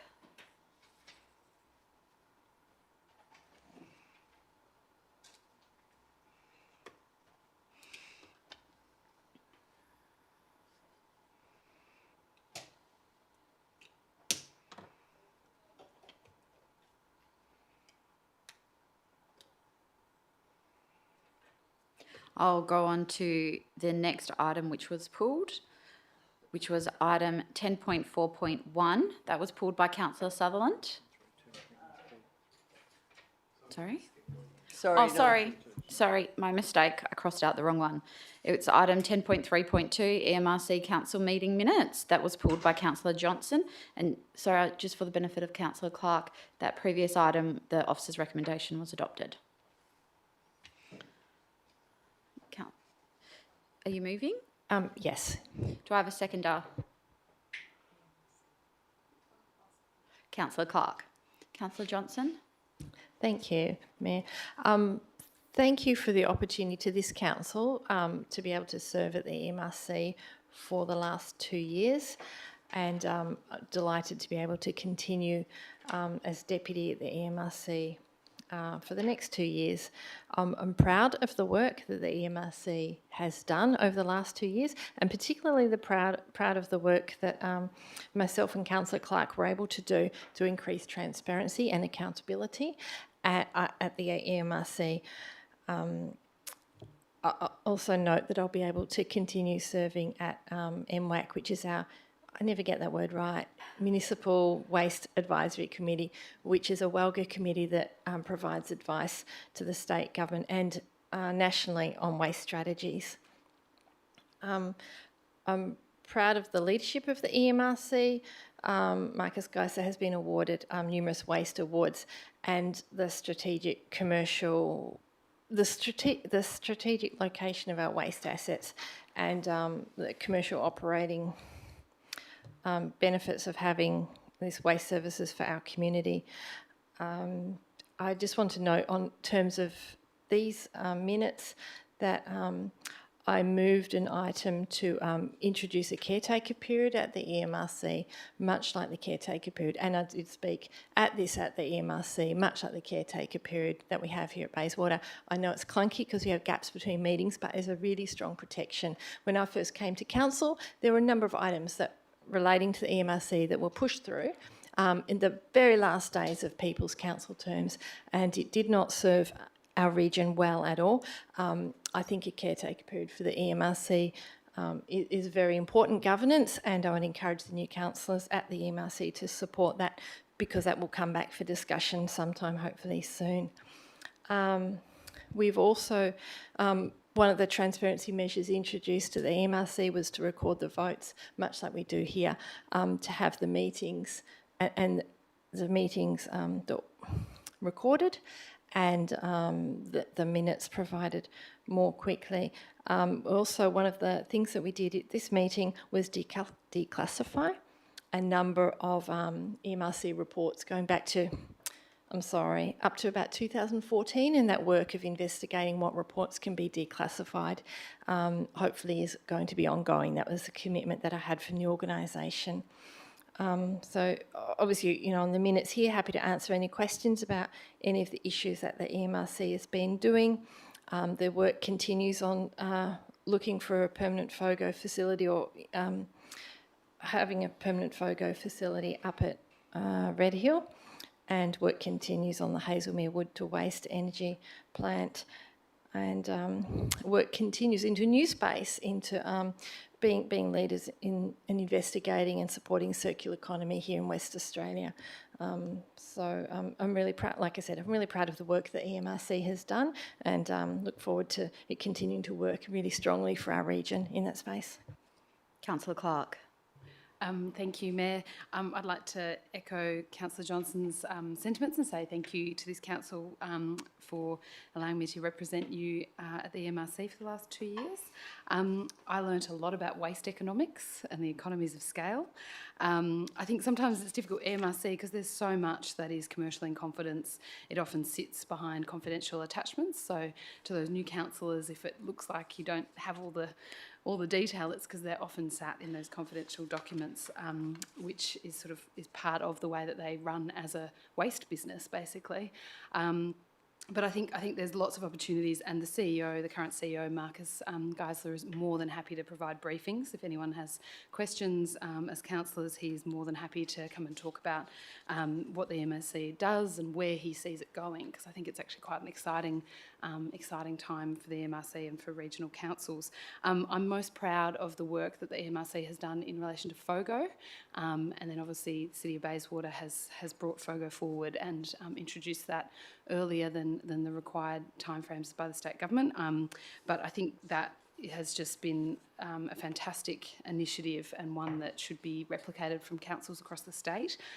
It not only is good for the environment, but it saves money, and it will save money in terms of gate fees going forward. We have a limited amount of landfill. When you go up and you see it, you realise it really just is a big hole with a little bit of science added in. But at the end of the day, I found it shocking sometimes to think, I thought there was more science to it, but it is actually, you are putting your rubbish into a carefully managed big hole. So we need to do all that we can to divert from landfill.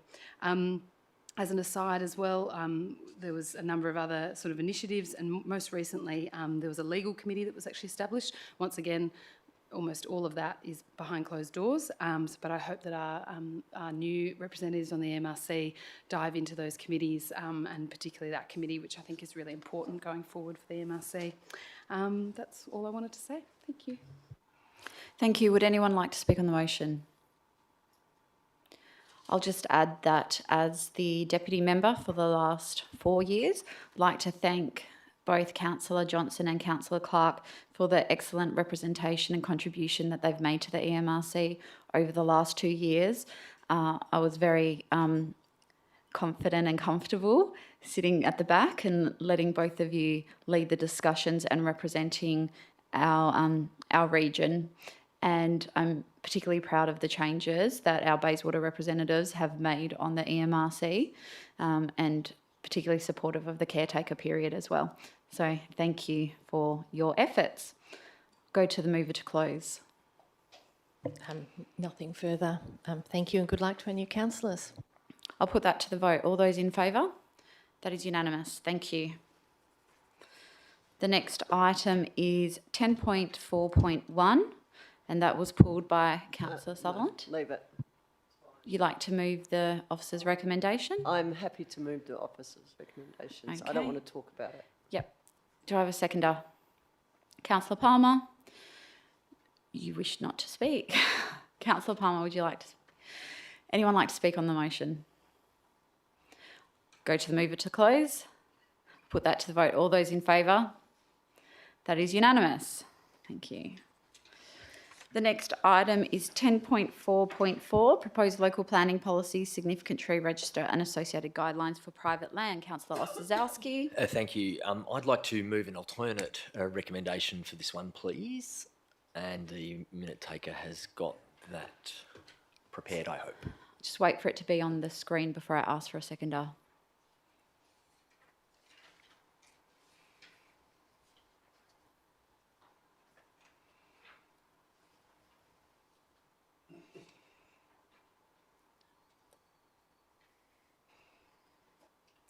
Would you like to read it out while we're waiting? Sure.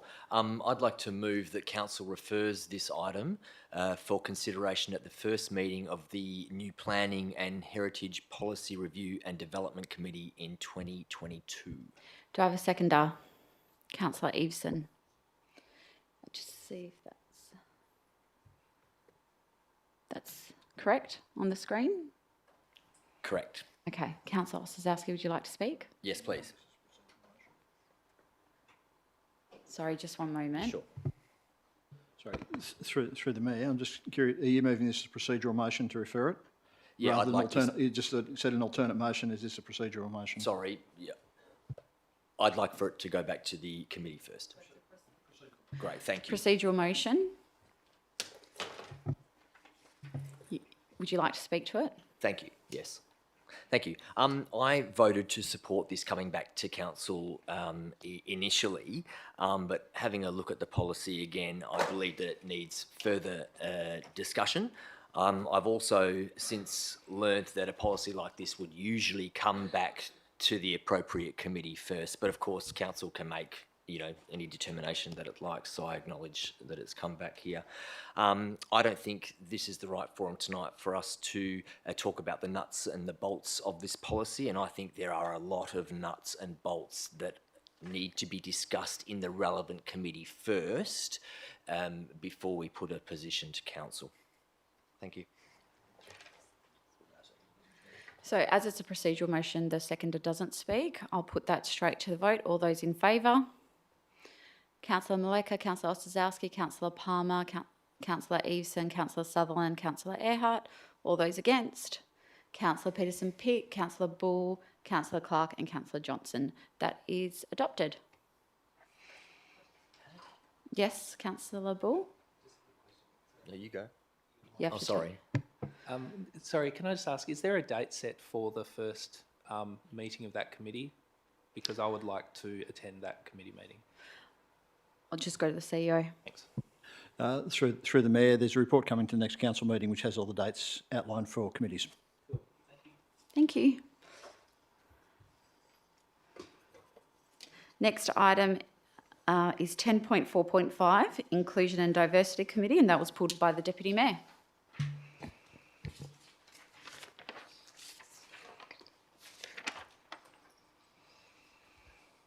What would you like to do?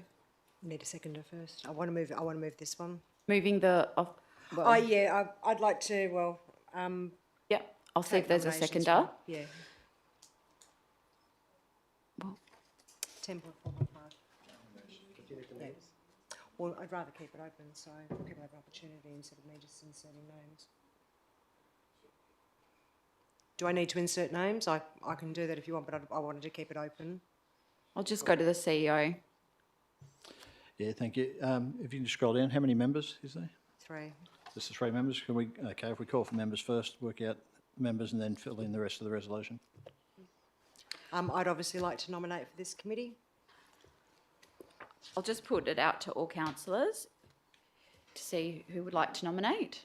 Councillor Johnson, Councillor Maleka, Councillor Palmer.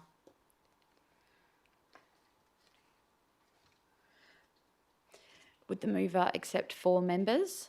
Sure. Okay. And I'll put it out to councillors for deputy.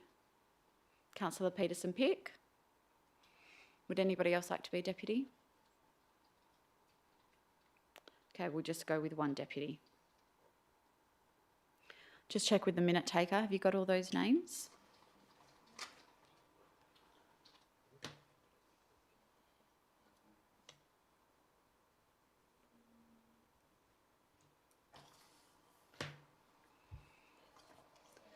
It's Councillor Earhart, Councillor Johnson, Councillor Palmer and Councillor Maleka, with the deputy being Councillor Peterson-Pick.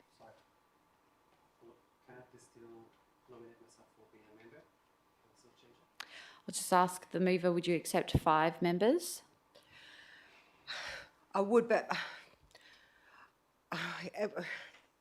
this isn't. It's just otherwise because if we have 5 and we've got 6 community members, and it's going to be a very councillor-heavy committee. We may as well. What's the point? No. I'm hesitant to leave and extend it to 4, but then to. So Councillor Palmer is indicating. Councillor Palmer? Yep, that's You'll fine. withdraw? That's okay. I'll be the deputy. I'm withdrawing my request. Yeah, I'll be the deputy. Can I move an alternate motion that there be 5 members, please? The 5 that would like to actually be on the committee. I'm just going to seek advice from the CEO. I'll just see if there's a seconder. Councillor Palmer.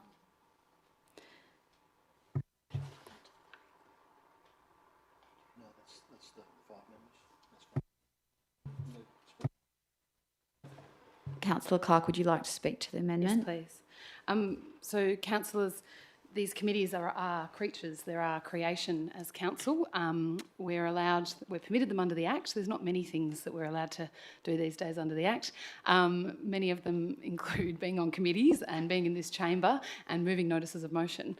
And I think they're really important. I think the committee system in local government is one of the most wonderful parts of it. It really is the opportunity in which you can flesh out ideas, have discussions amongst each other, fix things up, build coalitions, and not in the caucusing sense, which is not permitted under the Act, but build support for ideas. And it was how we managed to get most of the homelessness sort of stuff through in terms of a strategy and a workshop.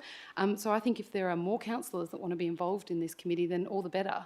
And I think as long as you can have a big committee, as long as it's chaired well, then a good chair will make sure that everyone on those committee, a slightly bigger committee, is heard, and make sure that the rules as they apply in those committees are applied fairly and equitably. So I think we should actually encourage more councillors to be on, particularly on this committee, and particularly given the change in scope and role. So this has been an amazing committee, what it's actually produced to this council for disability. You now go to every single park and the park is completely different and completely accessible in terms of the playground and the footpaths and things that I personally had not always thought about, which makes a massive difference. And now we're expanding that scope to actually look out for and be more inclusive of cold people and people of diverse sexualities and genders, I should say. So the LGBTQA plus community. Excuse me, Councillor, could you just speak to the amendment of the 5 members? Sure. That's part of my argument, though. I am speaking to the amendment in that the reason why you should have more councillors on this committee is because the scope has increased. And we're now covering off 2 really large areas of our community that are going to need representation. Thank you. Councillor Palmer. Just very briefly, we've got 4 wards, and I think having 5 councillors is the minimum that we need on this committee. Thank you. Would anyone like to speak for the amendment? Anyone like to speak against the amendment? Councillor Earhart, Deputy Mayor.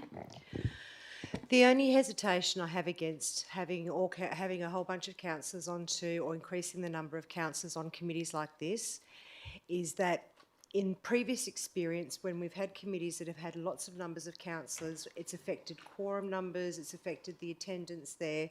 There's one committee, which I won't name, that I know that there was a similar number of councillors on there, and twice was not able to achieve quorum because councillors were held up at work or whatever.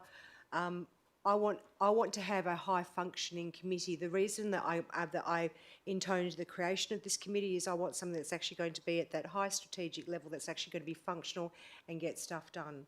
And I'm just concerned that by making it, nearly as many councillors as there are community members, that there is a risk of the community member voice being drowned out.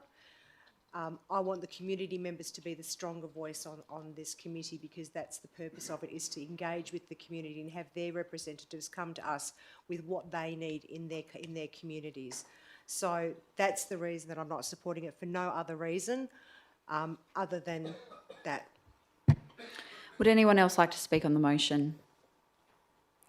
So I'm going to put the amendment to the vote. Oh, sorry.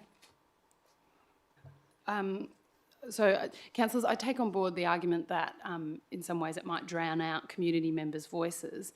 But again, I go back to, if a meeting is chaired well and facilitated well, then every single person in that committee room should feel like they've had their voice heard and they're able to have a say. And I still think, given the culture at this council, we're very happy to listen to community members. In fact, I think it's usually the first starting point that most of us go to as we gather information and make our decisions.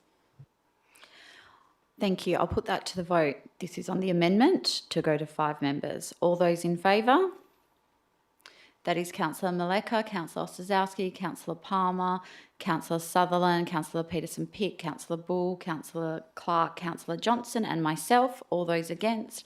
Councillor Eason, Deputy Mayor. So the amendment is now the motion. So I'm just going to double check, do we have anyone nominating as a deputy?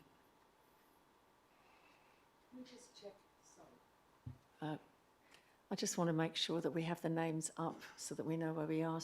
And if Councillor Peterson-Pick is now as a member, not as a deputy. So I'll get the minute taker to put the amended motion on the screen, but I'll just double check before we vote on this if anyone is prepared to nominate as a deputy.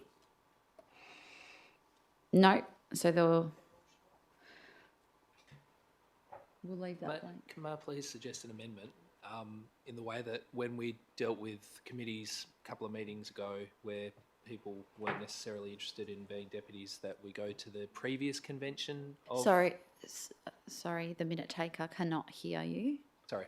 If we can perhaps go to what was the previous convention before this term of council, which was all remaining councillors are deputies. I'll ask the mover. Sorry, what's the question?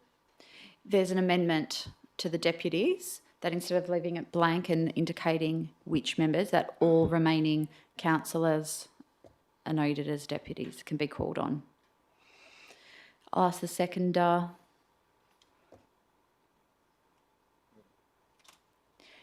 Okay, so that amendment, I'll put that to the vote. All those in favour? That is unanimous. I'll just make sure the minute taker's clear on that.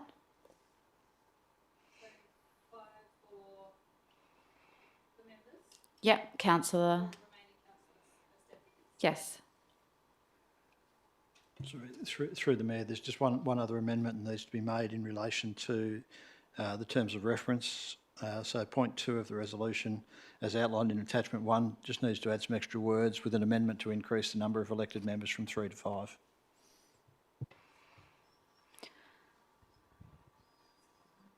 Okay. So we're going to put this... So just go to the mover. To close. Put it straight to the vote. All those in favour? That is unanimous. Thank you. Next item is 10.4.6, Australia Day Awards, Citizen of the Year and Outstanding Women in Leadership. Do we need to go close doors? Yes.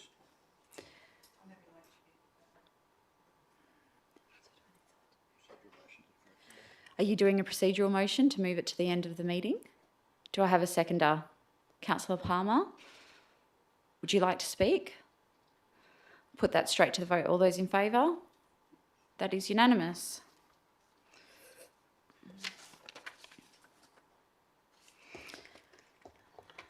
So that covers all the items in section 10 that have been pulled. Proposed 10.5.2. Oh, we've got 10.5.2, proposed extended closure of Dunston Road, Bayswater. There is a proximity interest for Councillor Bull, so I'll just ask for you to leave the room.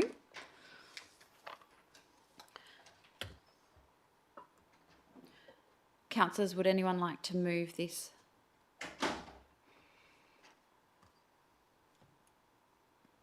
Councillor Peterson-Pick, do I have a seconder? Councillor Ostaszewski, Councillor Peterson-Pick. Councillor, would anyone like to speak on the item? Councillor Johnson. Thank you. I'm very sorry that these items come towards us because it's horrible to have to make a decision to close roads in our street for works that are not our own works. I understand that weather and other things have impacted the construction times, but it's really a distressing time for the residents in that area to have this drag on and on. I wish we didn't have to do it. I'm glad that we don't have to do the communications with the people, but I wish we didn't have to do it. Thank you. Would anyone else like to speak on the motion? Councillor Clark? Oh, sorry, Councillor Palmer. So it's just a question where that recommendation is. Will they actually be personally sending letters to the residents of River Road and so forth? I'm sure it is a normal practice, but I just want to make really, really sure. I'll go to the Director. Yeah, through the Chair, correspondence will be sent to affected properties. River Road and White. Okay, thank you. Councillor Clark? Just to echo some of Councillor Johnston's comments, I know that there were a number of local residents in this area who were quite upset when this first closed, partly because they didn't feel like they'd been consulted and heard. I did ask some questions around consultation, and obviously the response essentially is in the papers under the sections under the Act in terms of consultation. I think we should think in the future about doing more consultation around this, and I think, you know, particularly if we're going to start to see more slippage in construction timeframes, obviously sometimes it can't be helped. It's going to be based on, you know, the weather in terms of the amount of rain in this area, which also caused me to send some emails around safety, because there was a huge amount of water at one point that I had some concerns. But also, you know, we're going to, in terms of construction, we're going to, you know, the state government's going to end up experiencing probably supply issues and project management issues and things like that. So I think at the end of the day, it impacts on us and it impacts on our ratepayers. So we should seek to consult as frequently as we can. Thank you. Would anyone else like to speak on the motion? I'll go to the mover to close. Nothing. I'll put that to the vote. All those in favour? That is unanimous. Can we get Councillor Ball back in?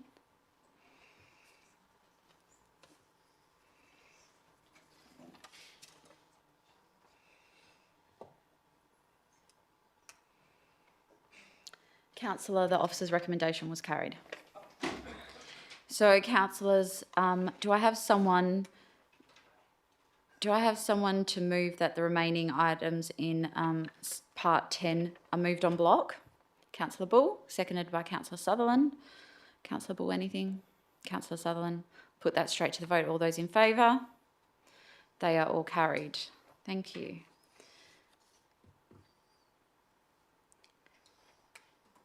So the next item are questions from members without notice. Councillor Peterson-Pick. Yes, so several months ago, council made a decision to ask the city to prepare a report about exploring the option of having an out-of-school hours care on city land next to the Mellons Peninsula Primary School, and council requested the city to prepare a report to the November council meeting, which is today, and we didn't have any report. So my question, what happened? And when are we going to get a report? And why didn't have a report today? I'll go to the CEO. Yeah, thank you. Through the Mayor, I'm not sure where the report's up to. I'll take it on notice and provide a response to it. Councillor Ostrzowski.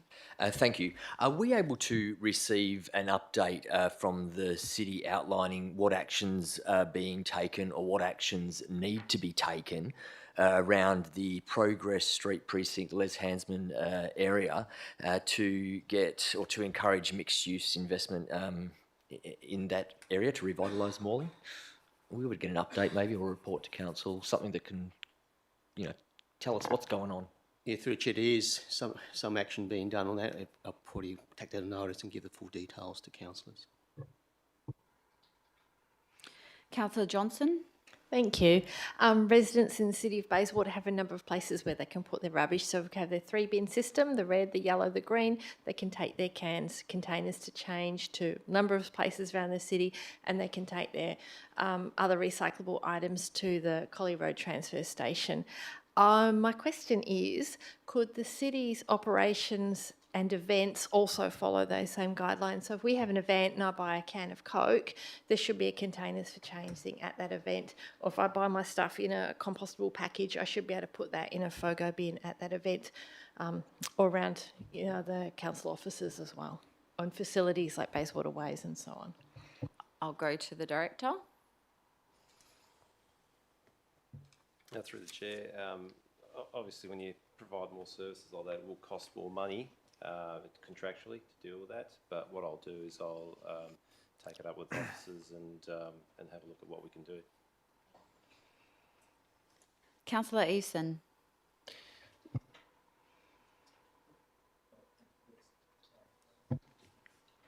Yeah, thank you. I've got a number of questions after ratepayers have reached out to me regarding the correspondence on the Melton Surrounds Scheme Amendment. I'm just trying to understand how we've ended up with a rejection from the Minister. So I've got quite a few questions You know, just understanding how we've gone so far from, well, I guess, original intent. Can the city outline how they sought alignment with the WAPC in relation to parameters contained within the Meltham Surrounds project? You know, details providing frequency of meetings that were held with department staff to work through and ensure a successful outcome. I'll go to the director. Through the chair, unfortunately, I've got an interest on that item or that report, so I need to take these questions on notice and respond accordingly. Do you have further questions? Yeah, I do. I've got extensive ones regarding costs and of the overall project, etc. So I can ask those. Continue. Yep. Cool. Right. So look, really interested in the cost. Obviously, this has taken a long time. I'd be interested to know if the city could provide us a cost that was placed on the Meltham Surround Scheme amendment, including external consultants and internal staff labour. Following on from that, what is expected additional cost now to initiate a new, more refined scheme amendment? And finally, an estimate on the original Meltham Station precinct work that was done in 2018, given that there was a lot of that paid by the proponent, because now it seems like we need to review this again as part of the WAPC's response. So to clarify, the total cost of both completed Meltham activities and the new activities as a result of the Minister's rejection. I'd like to know how much. I'll go to the director. Yeah, Thank CEO. you. Yes, the director has an interest. Certainly we'll take those on notice and provide a response. Cool. And then there's just one regarding community feedback in that. So reviewing the community feedback provided during that engagement process, there is some very clear alignment with concerns raised by the Minister that were preempted by the community. Why was this feedback not reflected or pursued in developing the city's submission? I'll go to the CEO. Yeah, thank you. We'll take that one on notice as well. I'll have to review it. Cool. Now I've got some in regards to process use. So what was the planning methodology applied for the scheme amendment, and why was this methodology chosen? I'll go to the CEO. Yeah, thank you. Through the Mayor, so take it on notice. Cool. And I guess, look, given the outcome of the Minister for a straight refusal of the scheme amendment for the Meltham Surrounds, is the city concerned now that the engagement process has now raised unrealistic community expectation? I'll go to the CEO. Through the Mayor, I'm not sure I can provide an answer to that, but we'll review it and see what we can come back with. Cool. And the last one, sorry to beat the drum on this one, but in the Meltham Station Precinct core, how many developments have been submitted or proposed as a result of the scheme amendment? So I'm not talking about the frame, the surrounds, but the core. I'll go to the CEO. Yeah, thank you. Take on notice and provide a response. Thank you. Councillor Peterson-Pick. Yes. Going back to the issue that I asked a question about just before, the city started consultation just recently about the redevelopment of the playground and the play space at Gibney Reserve. So I have two questions about that one. Has the city consulted the school before preparing the plans, and if not, why haven't the city done that? I'll go to the director. Yeah, through the chair, the consultation period for that redevelopment has just started, and I think there was a meeting with the school on Monday this week. So also a follow-up question. So is this how normally the city does plans when it comes to major stakeholders? We first consult it with everyone, then we go and speak to major stakeholders, and if required, we change the plans maybe completely.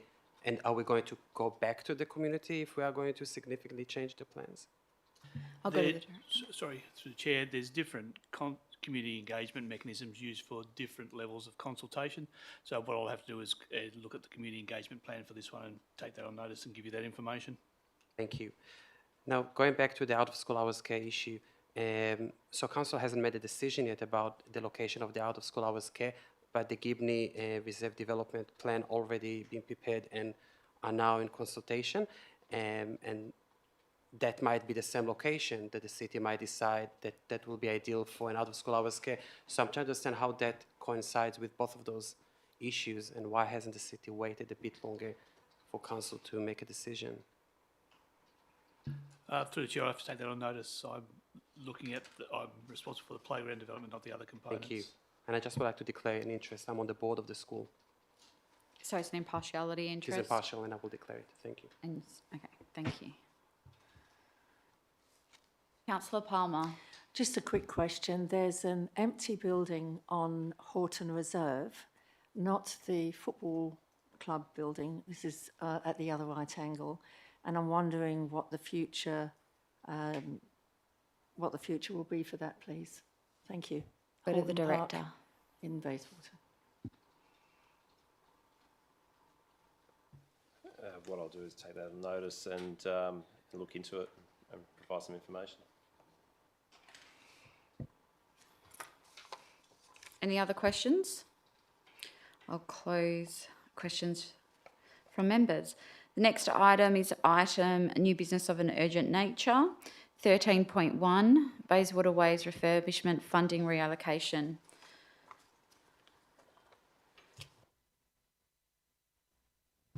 Do I have a mover for it to be considered as urgent business? Councillor Palmer. Do I have a seconder? Councillor Bull. Councillor Palmer. Oh, sorry. Would you like to speak to it? Why it's urgent? Sure. It's underway, incomplete, and we need to just get on with the work and answer the needs financially that we have got here. Thank you. Councillor Bull.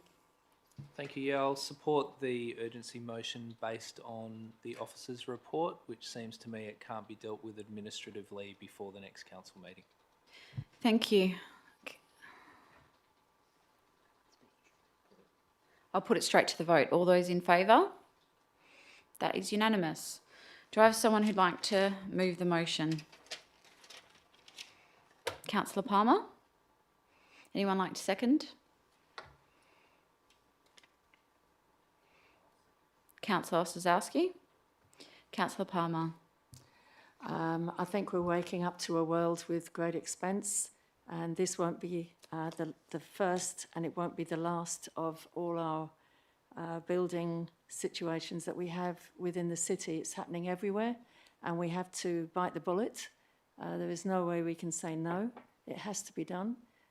We can do it in stages and just leave it till next year or the year after and, you know, put little bits in, but we really need to complete this for our community as it is at the moment. Not just our pool, but the other pools also are having a similar situation where they're closed off and wanting to open. So we need to really get on with it and do what we have to do and bite the bullet. Thank you. Councillor Ostaszewski? Would anyone like to speak on the motion? Go to the mover to close. I'll put that straight to the vote. All those in favour? That is unanimous. Councillor Sutherland? Yep. Councillor, that is unanimous. Okay. Thank you. So the next item is item 14, meeting matters for which the meeting may be closed. Do I have someone to move to go behind closed doors? Deputy Mayor, seconded by Councillor Bull. Put that straight to the vote. All those in favour? That is Councillor Naleka, Councillor Palmer, Councillor Eason, Councillor Sutherland, Deputy Mayor, Councillor Bull, Councillor Clark, Councillor Johnson and myself. All those against? Councillor Ostaszewski and Councillor Peterson-Pick. That is carried. Could I have someone to close the doors?